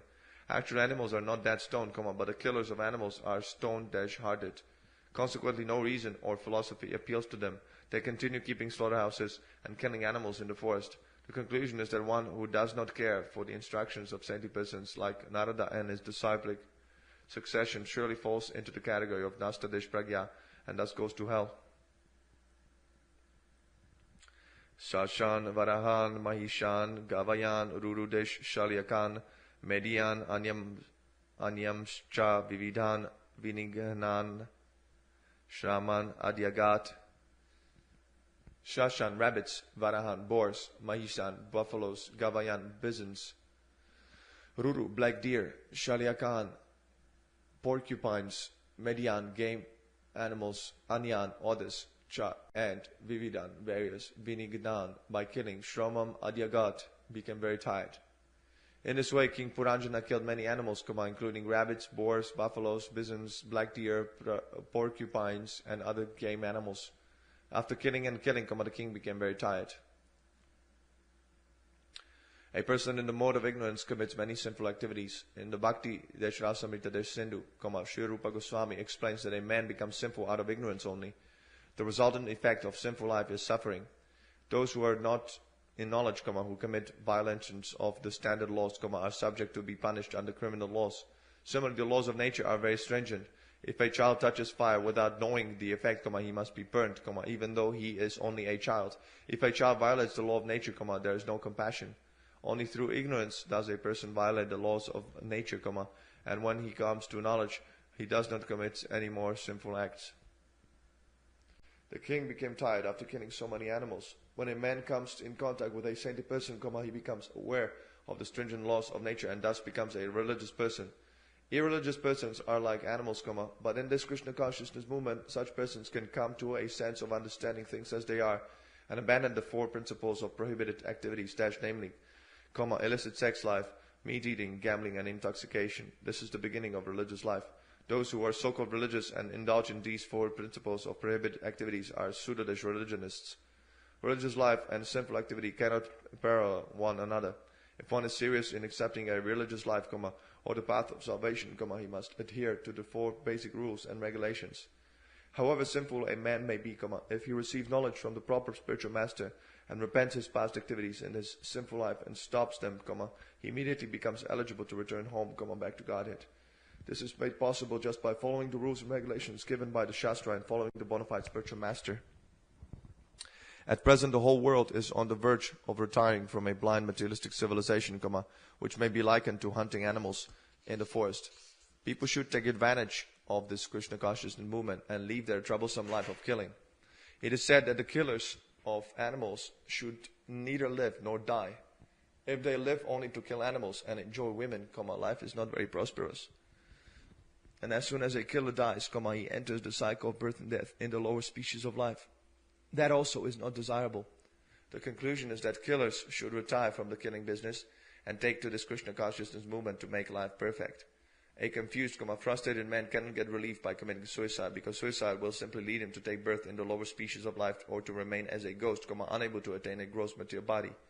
Therefore, the perfect course is to retire altogether from sinful activities and take up Krishna consciousness. In this way, one can become completely perfect and go back home, back to Godhead. Tatak shut desh parishranto nivrto graham eivan katadesh nano chitahara samvivesha gatadesh kalama. Tata, thereafter, shut by hunger, thirst, parishranta, being too fatigued, nivrta, having ceased, graham, eivan, came back to his home. Kata, taken, snana, bath, uchitadesh ahara, exactly required foodstuffs, shamvivesha, took rest, gatadesh klama, freed from all fatigue. After this, the king, very much fatigued, hungry and thirsty, returned to his royal palace. After returning, he took a bath and had dinner. Then he took rest and thus became freed from all restlessness. A materialistic person works throughout the whole week very hard. He is always asking, speech, where is money? Question, where is money? Question, speech. Then, at the end of the week, he wants to retire from these activities and go to some secluded place to rest. King Puranjana returned to his home because he was very much fatigued from hunting animals in the forest. In this way, his conscience came to stop him from committing further sinful activities and make him return home. In Bhagavad Gita, materialistic persons are described as dushkritina, which indicates those who are always engaged in sinful activities. When a person comes to his senses and understands how he is engaging in sinful activities, he returns to his conscience, which is herein figuratively described as the palace.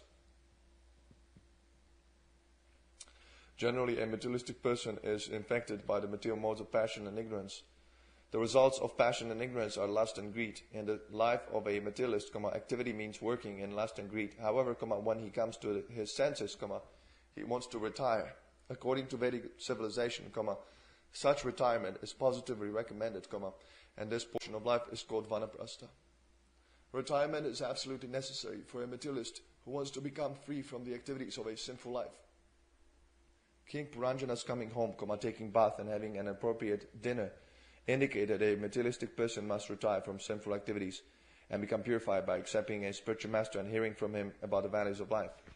If one would do this, he would feel completely refreshed, just as one feels after taking a bath. After receiving initiation from a bona fide spiritual master, one must abandon all kinds of sinful activities, namely, illicit sex, intoxication, gambling, and meat eating. The word uchitahara used in this verse is important. Uchita means appropriate. One must eat appropriately and not take after food like the hogs and take after food like hogs take after stool. For a human being, there are eatables described in Bhagavad Gita, BG 17.8, in brackets, as sattvikadesh ahara, or food in the mode of goodness. One should not indulge in eating food in the modes of passion and ignorance. This is called uchitahara, or appropriate eating. One who is always eating meat or drinking liquor, which is eating and drinking in passion and ignorance, must give these things up so that his real consciousness may be awakened. In this way, one may become peaceful and refreshed. If one is restless or fatigued, one cannot understand the signs of God. As stated in Srimad Bhagavatam, brackets 1 to 20, Evam prasanadesh manaso bhagavadesh bhakti yogata bhagavadesh tattvadesh vijnana muktadesh sangasya jayate. Unless one can become free from the influence of passion and ignorance, he cannot be pacified, and without being pacified, one cannot understand the signs of God. King Puranjana's returning home is indicative of man's returning to his original consciousness, known as Krishna consciousness. Krishna consciousness is absolutely necessary for one who has committed a lot of sinful activities, especially killing animals or hunting in the forest. Atmanam arhayan chakre dupale padesh ragdesh adibi sadhudesh alankata desh sarvango mahishyam adadhe mana. Atmanam himself, arhayam, as it ought to be done, chakra did, dupa incense, alepa smearing the body with sandalwood pulp, shrak garlands, adibi beginning with sadhu saintly, beautifully, alankata being decorated, sarvadesh anga all over the body, mahishyam unto the queen, adadhe he gave, mana mind. After this, King Puranjana decorated his body with suitable ornaments. He also smeared scented sandalwood pulp over his body and put on flowered garlands. In this way he became completely refreshed. After this, he began to search out his queen. When a man comes into good consciousness and accepts a saintly person as a spiritual master, he hears many Vedic instructions in the form of philosophy, stories, narrations about great devotees and transactions between God and his devotees. In this way, a man becomes refreshed in mind, exactly like a person who smears scented sandalwood pulp all over his body and decorates himself with ornaments. These decorations may be compared to knowledge of religion and the self. Through such knowledge, one becomes detached from a materialistic way of life and engages himself in always rehearing Srimad Bhagavatam, Bhagavad Gita and other Vedic literatures. The word sadhudesh alankata, used in this verse indicates that one must be absorbed in knowledge gathered from the instructions of saintly persons. Just as King Puranjana began to search out his better half, the queen, one who is decorated with knowledge and instructions from saintly persons should try to search out his original consciousness, Krishna consciousness. One cannot return to Krishna consciousness unless he is favored by the instructions of a saintly person. Therefore, Srila Narottama Dasa Thakura sings, Sadhu Desh Shastra Desh Guru Desh Vakya, Chitete Kariya Aikya. If we want to become saintly persons, or if we want to return to our original consciousness, we must associate with sadhu, brackets, a saintly person, shastra, brackets, authoritative Vedic literature, and guru, brackets, a bona fide spiritual master. This is the process. Triptorstas sudriptascha kandarpa krishtadesh manasa na vyachashta vararoham grihinim grahadesh medinim. Tripta, satisfied, hasta, joyful, sudesh tripta, being very proud, cha also, kandarpa, by Cupid, akarsta, attracted, manasa, his mind, na, did not, vyachashta, try, vararoham, higher consciousness, grihinim, wife, grahadesh, medinim, one who keeps her husband in material life.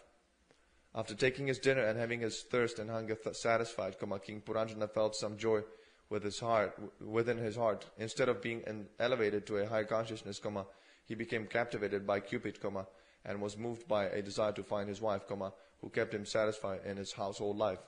This verse is very significant for those desiring to elevate themselves to a higher level of Krishna consciousness. When a person is initiated by a spiritual master, he changes his habits and does not eat undesirable eatables or engage in the eating of meat, the drinking of liquor, illicit sex or gambling. Satvikadesh ahara, foodstuffs in the mode of goodness, are described in the Shastras as wheat, rice, vegetables, fruits, milk, sugar, and milk products. Simple food like rice, dal, chapatis, vegetables, milk, and sugar constitute a balanced diet, but sometimes it is found that an initiated person, in the name of prasada, eats very luxuriously foodstuffs. Due to his past sinful life, he becomes attracted by Cupid and eats good foods voraciously. It is clearly visible that when a neophyte in Krishna consciousness eats too much, he falls down. Instead of being elevated to pure Krishna consciousness, he becomes attracted by Cupid. The so-called brahmachari becomes agitated by women, and the vanaprastha may again become captivated into having sex with his wife. Or he may begin to search out another wife. Due to some sentiment, he may give up his own wife and come into the association of devotees and a spiritual master, but due to his past sinful life, he cannot stay. Instead of being elevated to Krishna consciousness, he falls down, being attracted by Cupid, and takes to another wife for sex enjoyment. The fall of the neophyte devotee from the path of Krishna consciousness down to material life is described in Srimad Bhagavatam by Narada Muni. Tyaktva swadeshtarmam charanam bhujam harer bhajan apakvo apostrophe ta patet tato yadi yatra kva vibadram abut amusya kim ko varta ko varta apto apostrophe bhajatam swadesh dharmata. Bhag 1.5.17 in brackets. This indicates that although a neophyte devotee may fall down from the path of Krishna consciousness due to his immaturity, his service to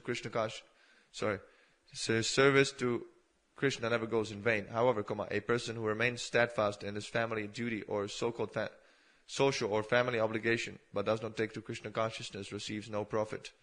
One who comes to Krishna consciousness must be very cautious and refrain from prohibited activities, as defined by Rupa Goswami in his Upadeshamrita, Atyahara prayas cha prajalponia magraha janadish sangas cha loliam cha sadbir bhaktir vinashyati. A neophyte devotee should neither eat too much nor collect more money than necessary. Eating too much or collecting too much is called atyahara. For such atyahara one must endeavor very much. This is called prayas. Superficially one may show himself to be very much faithful to the rules and regulations, but at the same time not to be fixed in the regulative principles. This is called niyamagraha. By mixing with undesirable persons or janadish sangha, one becomes tainted with lust and greed and falls down from the path of devotional service. Anta puradish triyo apostrophe perchat vimana iva vedishat apiva kushala rama sheshvarinam yata pura. Antapura, household, striya, women. Aparchat, he asked, Vimana, being too much anxious, Eva, like, Vedisat, O king, Prachina Barhi, Api, weather, Va, your, Kushalam, good fortune, Rama, all you beautiful women, Sa, Dish Ishvarinam, with your mistress, Yata, S, Pura, before. At that time, King Puranjana was a little anxious, and he inquired from the household women, My dear beautiful women, are you and your mistress all very happy like before, or not? Question. In this verse, the word Vedishat indicates King Parachina Barhi. When a man becomes refreshed by association with devotees and awakes to Krishna consciousness, he consults the activities of his mind, namely, thinking, feeling, and willing, and decides whether he should again return to his material activities or stay steady in spiritual consciousness. The word Kushalam refers to that which is auspicious. One can make his home perfectly auspicious when he engages in devotional service to Lord Vishnu. When one is engaged in activities other than Vishnu Desh Bhakti, or in other words, when one is engaged in material activities, he is always filled with anxieties. A sane man should consult his mind, its thinking, feeling, and willing processes, and decide how these processes should be utilized. If one always thinks of Krishna, feels how to serve him, and wills to execute the order of Krishna, it should be known that he has taken good instruction from his intelligence, which is called the mother. Although the king was refreshed, he nonetheless inquired about his wife. Thus he was consulting, thinking and willing how he could again return to his steady good consciousness. The mind may suggest that by Vishaya Desh Bhoga, or sense enjoyment, one can become happy, but when one becomes advanced in Krishna consciousness, he does not derive happiness from material activities. This is explained in Bhagavad Gita, Vishaya vinivartante niraharasya dehina rasadesh varjam raso apostrophe p asya param drstva nivartate. The embodied soul may be restricted from sense enjoyment, though the taste for sense objects remains. But, ceasing such engagements by experiencing a higher taste, he sticks in consciousness, BG 259. One cannot be artificially unattached to the sense objects unless he finds better engagement in devotional service. Paramdrishta nivartate. One can cease from material activities only when one actually engages in devotional service. Na tatai tarhi rochante griheshu grihades sampada Yadi na syad grihe mata patni va pati deshdevata vyangerata iva prajna ko namasita dinavat. Not tata, like before. Etarhi, at this moment, rochante become pleasing. Griheshu, at home. Gradesh sampada, all household paraphernalia. Yadi, if not, syat, there is. Grihe, at home. Mata, mother. Patni, wife. Vava, or. Pati deshdevata, devoted to the husband. Vyange, without wheels. Rata, in a chariot. Iva, like. Prajna, learned men. Ka, who is that? Nama, indeed. Asita, would sit. Dina deshvat, like a poverty-stricken creature. King Purajana said, I do not understand why my household paraphernalia does not attract me as before. I think that if there is neither a mother nor devoted wife at home, the home is like a chariot without wheels. Where is the fool who will sit down on such an unworkable chariot? Question. The great politician Chanakya Pandita said, Mata yasya grehe nasti bharya cha priya deshvadini aranyam tena gantavyam yataranyam tata graham. Speech.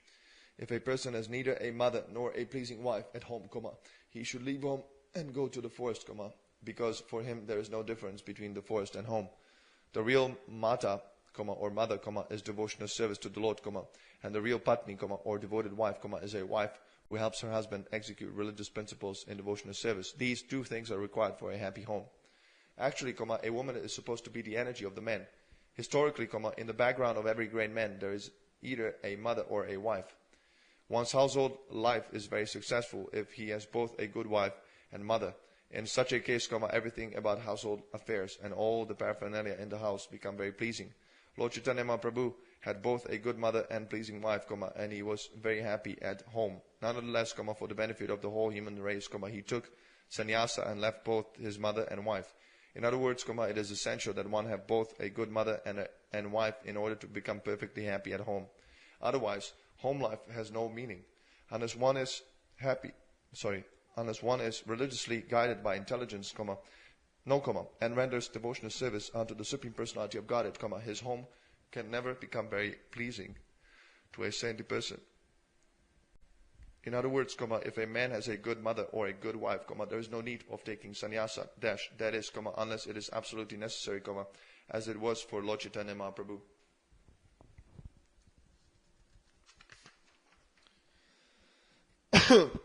Kva vartate sa lalana majantam vyasanar nabe yamam udarate prajnam dipayanti pade pade. Kva, where vartate is now staying, sa, she, lalana, woman, majantam, while drowning, vyasanadesh arnave, in the ocean of danger, ya, who, mam, me. Udarate, delivers, prajnam, good intelligence, dipayanti, enlightening, pade pade, in every step. Kindly let me know the whereabouts of that beautiful woman who always saves me when I am drowning in the ocean of danger. By giving me good intelligence at every step, she always saves me. There's no difference between a good wife and good intelligence. One who possesses good intelligence can deliberate properly and save himself from many dangerous conditions. In material existence, there is danger at every step. In Srimad Bhagavatam, it is said, Padam Padam Yat Vipadam Na Te Sham, Bhag 10:14-58. This material world is not actually a place of residence for an intelligent person or a devotee, because here there is danger at every step. Vaikuntha is the real home for the devotee, for there is no anxiety and no danger. Good intelligence means becoming Krishna conscious. In the Chaitanya Charitamrita it is said, Krishna ye bhaje se bada chatura. Unless one is Krishna conscious, he cannot be called an intelligent person. Herein we see that King Puranjana was searching after his good wife, who always helped him out of the dangerous situations that always occur in material existence. As already explained, a real wife is Dharmadesh Patni. That is, a woman accepted in marriage by ritualistic ceremonies called Dharmadesh Patni, which signifies that she is accepted in terms of religious principles.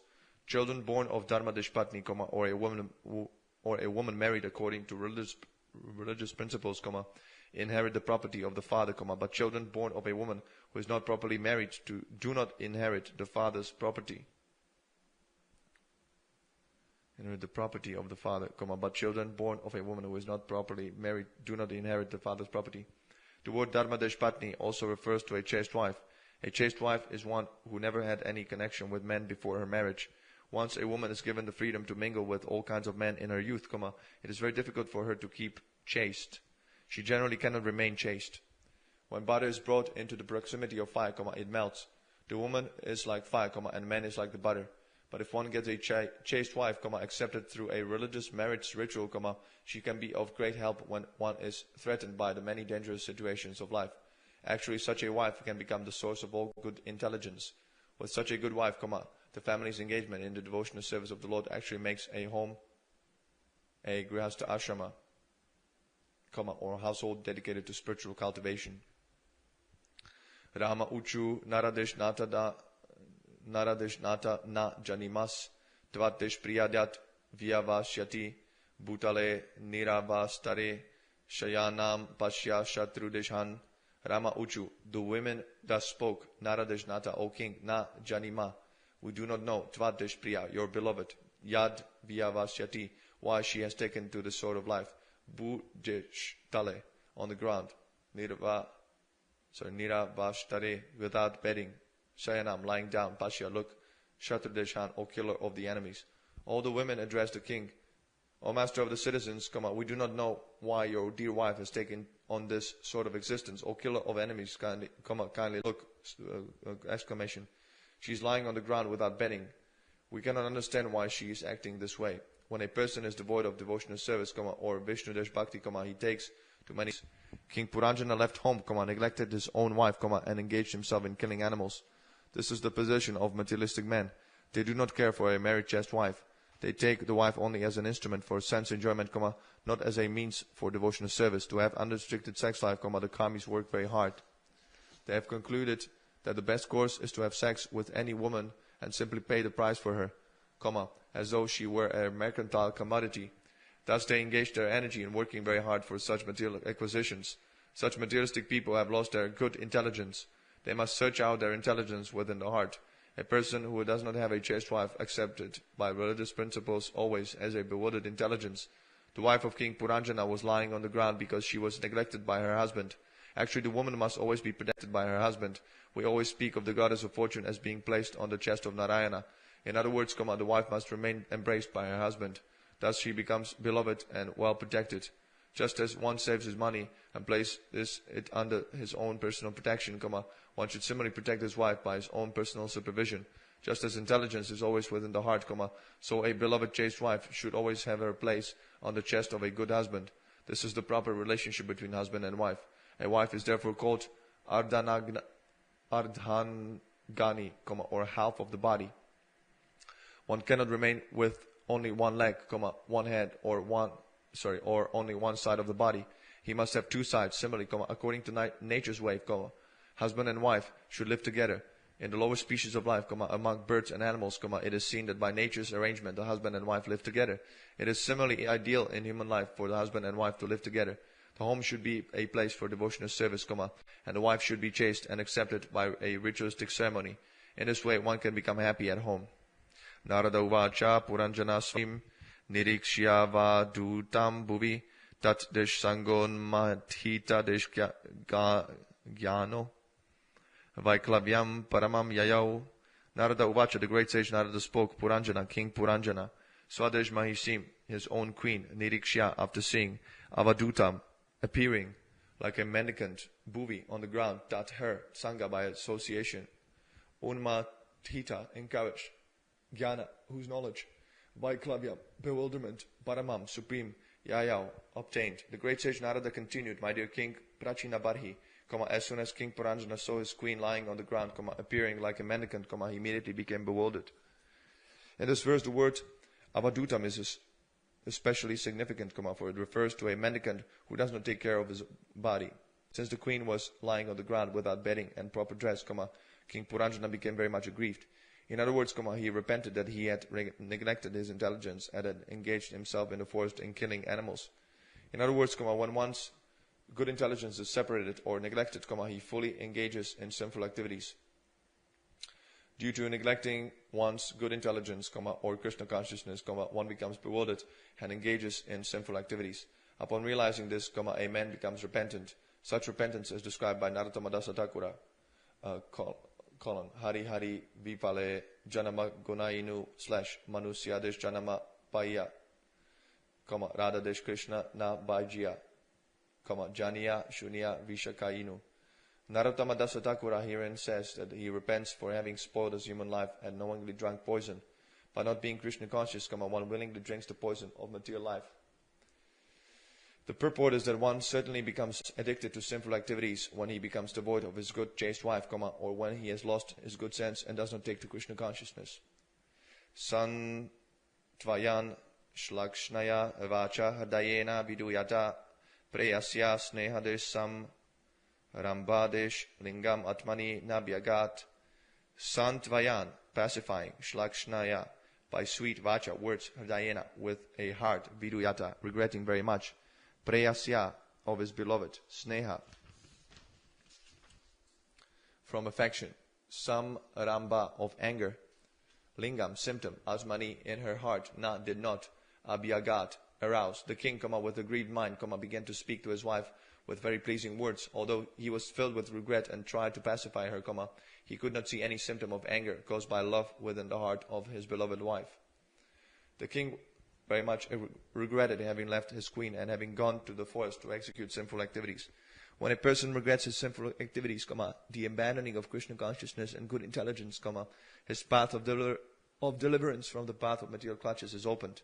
As stated in Srimad Bhagavatam, Parabhavas tavat abodadish jato yavan na jigna sata atmadish tatvam, Bhag 555. When a person loses his Krishna consciousness and loses interest in self-realization, he must engage in sinful activities. All one's activities in a life devoid of Krishna consciousness simply lead to defeat and misuse of one's life. Naturally, one who comes to Krishna consciousness regrets his previous sinful activities in the human form. Only by this process can one be delivered from the clutches of nescience or ignorance and materialistic life. Text 20.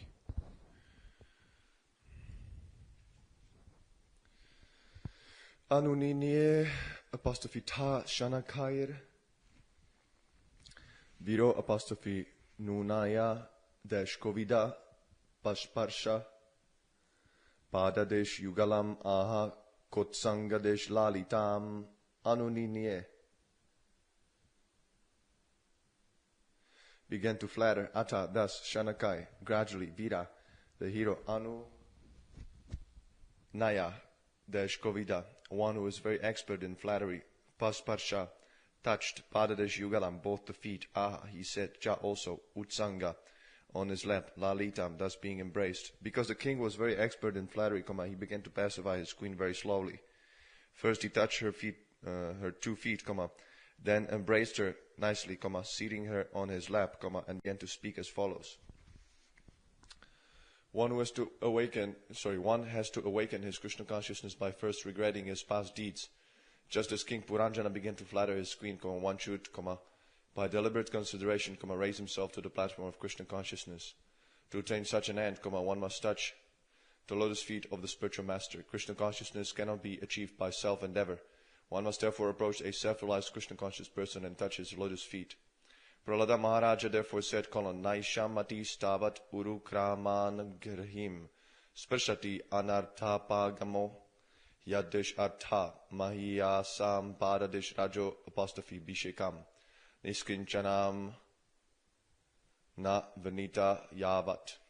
Bhag 7532. One cannot come to the precincts of Krishna consciousness unless he touches the dust of the lotus feet of a person who has become a Mahatma, a great devotee. This is the beginning of the surrendering process. Lord Krishna wants everyone to surrender unto him, and this surrendering process begins when one touches the lotus feet of a bona fide spiritual master. By sincerely rendering service to a bona fide spiritual master, one begins his spiritual life in Krishna consciousness. Touching the lotus feet of a spiritual master means giving up one's false prestige and unnecessarily puffed up position in the material world. Those who remain in the darkness of material existence due to their falsely prestigious positions, so-called scientists and philosophers, are actually atheists. They do not know the ultimate cause of everything. Although bewildered, they are not ready to surrender themselves to the lotus feet of a person who knows things in their proper perspective. In other words, one cannot arouse Krishna consciousness simply by his own mental speculation. One must surrender to a bona fide spiritual master. Only this process will help him. Puranjana uvacha nunam tu akata desh punyaste bhatya yeshu ishvaras shubhe kartaga shu atmasat katva shikshadesh dandam na yunjate. Puranjana uvacha, Puranjana said, nunam, certainly, to then akata desh punya, those who are not pious, te, such bhatya, servants, yesu, unto whom Ishvara, the master, shubhe, or most auspicious one, Kritadesh agashu, having committed an offense, atmasat, accepting it as their own, kritva, doing so, shiksha, instructive, dandam, punishment, not yunjate, do not give. King Puranjan said, my dear beautiful wife, when a master accepts a servant as his own man, but does not punish him for his offenses, the servant must be considered unfortunate. According to Vedic civilization, domestic animals and servants are treated exactly like one's own children. Animals and children are sometimes punished not out of vengeance, but out of love. Similarly, a master sometimes punishes his servant, not out of vengeance, but out of love, to correct him and bring him to the right point. Thus King Puranjana took his punishment dealt by his wife, the queen, as mercy upon him. He considered himself the most obedient servant of the queen. She was angry at him for his sinful activities, namely, hunting in the forest and leaving her at home. King Puranjana accepted the punishment as actual love and affection from his wife. In the same way, when a person is punished by the laws of nature, by the will of God, he should not be disturbed. A real devotee thinks in this way. When a devotee is put into an awkward position, he takes it as the mercy of the Supreme Lord.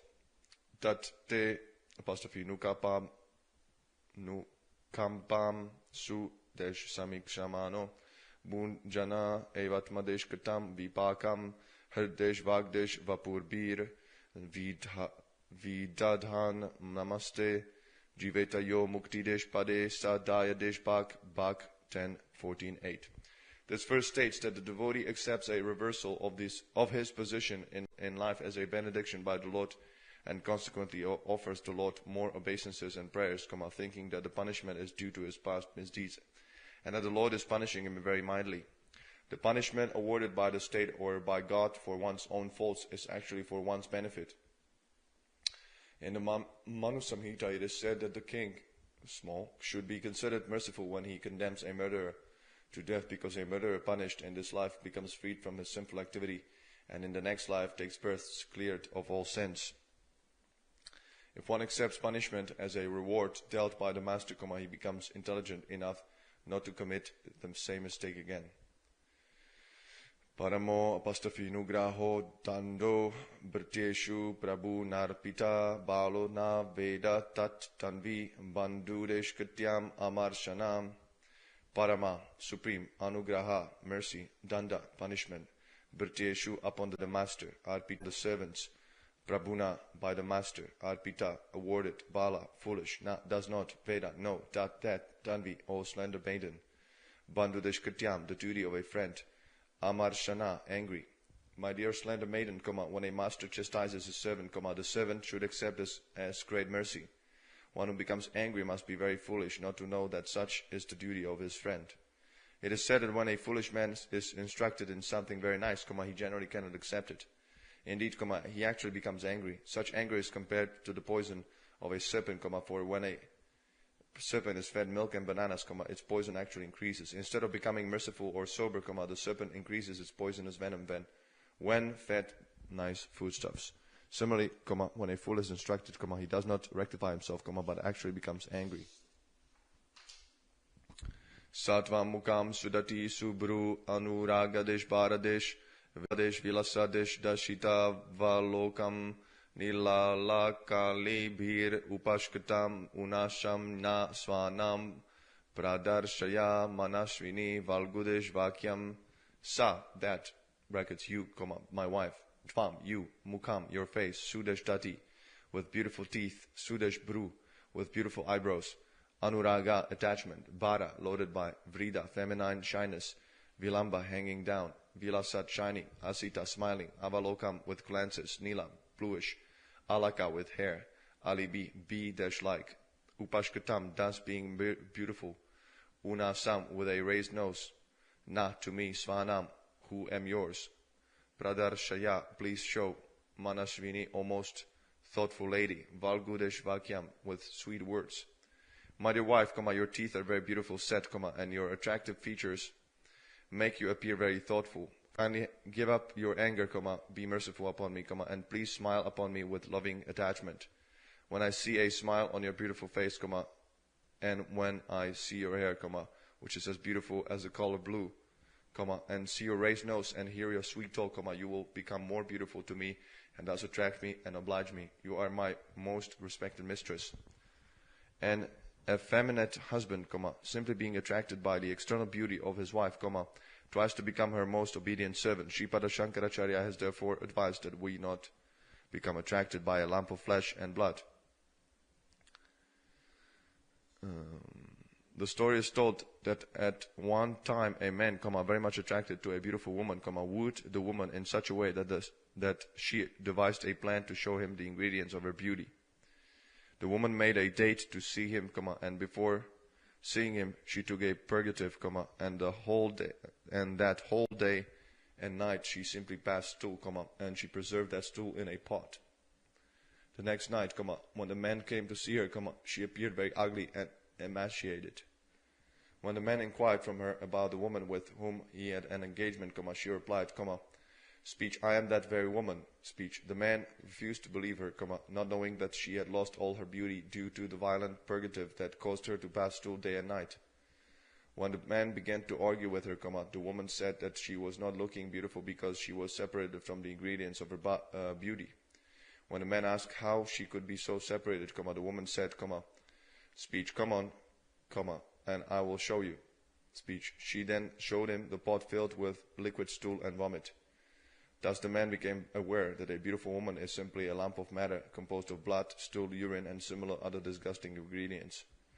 This is the actual fact, but in a state of illusion, man becomes attracted by illusory beauty and becomes a victim of Maya.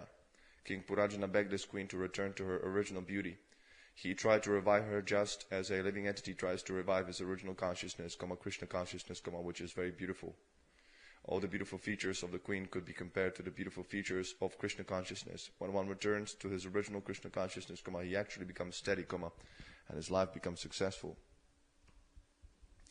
Tasmin dade damam aham tava firadesh patni yo apostafini atra busura desh kulat katadesh kilbisas tam pasyena pita desh bayam anmuditam tridesh lokyam anyatra vaimura desh ripor itaratra dasat.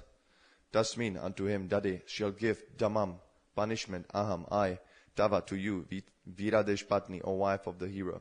Ya, one who, anyatra, besides, budesh suradesh kulat, from the group of demigods on this earth,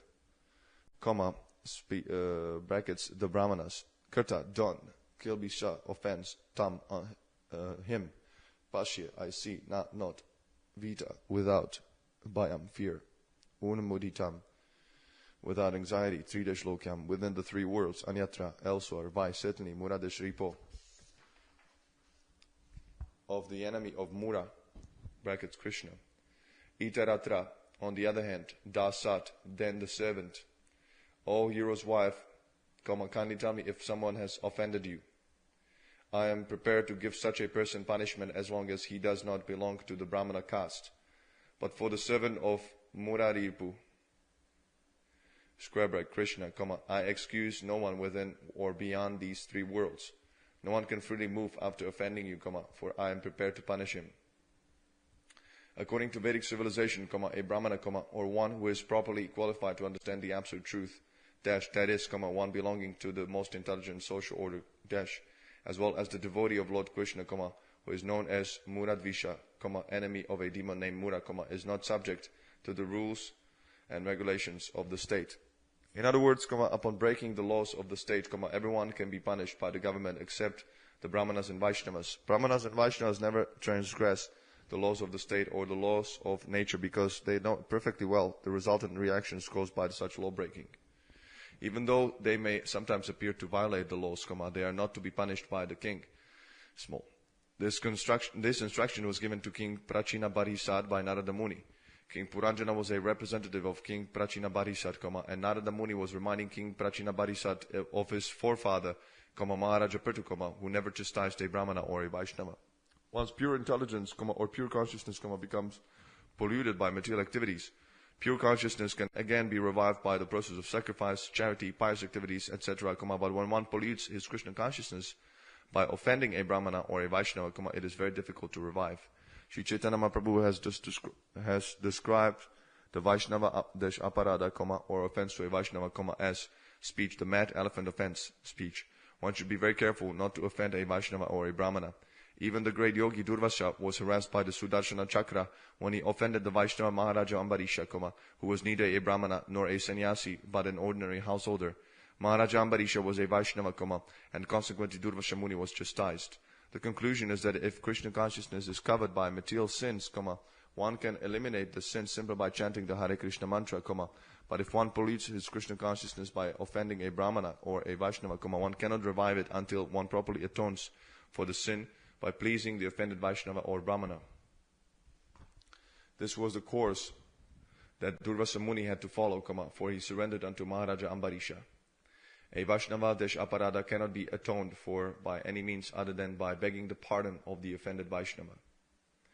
Vaktram nate viti lakam malinam viharsham samramba desh bhimam abhimrstam apetadesh ragam pasyestanao api sucho pahatau sujato bimbadharam vigatadesh kunkumadesh pankadesh ragam.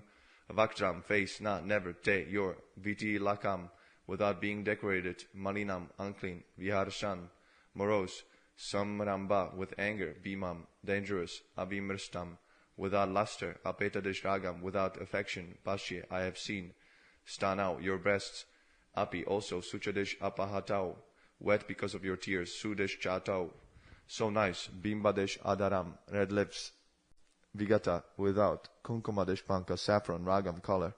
My dear wife, until this day I have never seen your face without tilaka decorations, nor have I seen you so morose and without luster or affection, nor have I seen your two nice breasts wet with tears from your eyes, nor have I ever before seen your lips, which are ordinarily as red as the bimba fruit, without their reddish hue. Every woman looks very beautiful when decorated with tilaka and vermilion. A woman generally becomes very attractive when her lips are colored with reddish saffron or vermilion. But when one's consciousness and intelligence are without any brilliant thoughts about Krishna, they become morose and lustreless, so much so that one cannot derive any benefit despite sharp intelligence. Tan me prasida suhrda katadesh kilbisasya svairam gatasya mrgayam vyasa Turasya ka devaram bhasadesh gatam kushumastradesh vegadesh visrastadesh paumshnam ushatina bhajita kritye. Tat, therefore, me, unto me, prasida, be kind, sudeshurda, intimate friend, kirtadesh kilbisasya, having committed sinful activities, svairam, independently, gatasya, who went, mrgayam, hunting, vyasana, Desh aturasya, being influenced by sinful desire, ka, what woman, devaram, the husband, vasadesh gatam, under her control, kushumastra desh vega, pierced by the arrow of Cupid, visrasta, scattered, paumsnam, his patience, ushati, very beautiful, na, never, bhajita, would embrace, katye, in proper duty. My dear queen, due to my sinful desires, I went to the forest to hunt without asking you. Therefore, I must admit that I have offended you. Nonetheless, thinking of me, your most intimate subordinate, you should still be very much pleased with me. Factually, I am very much bereaved, but being pierced by the arrow of Cupid, I am feeling lusty. But where is the beautiful woman who would give up her lusty husband and refuse to unite with him? Question. Both man and woman desire one another, semicolon. That is the basic principle of material existence. Women in general always keep themselves beautiful so that they can be attractive to their lusty husbands. When a lusty husband comes before his wife, the wife takes advantage of his aggressive activities and enjoys life. Generally, when a woman is attacked by a man, whether her husband or some other man, she enjoys the attack, being too lusty. In other words, when one's intelligence is properly utilized, both the intellect and the intelligent person enjoy one another with great satisfaction. As stated in Srimad Bhagavatam, Yan Maitunadi Grahamedi Desh Shukam Hi Tucham kanduyanena karayor eva dukadesh dukam. Bhag 7.9.45. The actual happiness of the karmis is sex life. They work very hard outside the home, and to satiate their hard labor, they come home to enjoy sex life. King Puranjana went to the forest to hunt, and after his hard labor, he returned home to enjoy sex life. If a man lives outside the home and spends a week in a city or somewhere else, at the end of the week he becomes very anxious to return home and enjoy sex with his wife. This is confirmed in Srimad Bhagavatam, Yan Maitunadi Grahamedi Deshukam Hi Tucham. Karmis work very hard simply to enjoy sex. Modern human society has improved the materialistic way of life simply by inducing unrestricted sex life in many different ways. This is most prominently visible in the Western world. Thus end the Bhaktivedanta purports of the 4th canto, 26th chapter, of the Srimad Bhagavatam, entitled King Puranjana goes to the forest to hunt, and his queen becomes angry.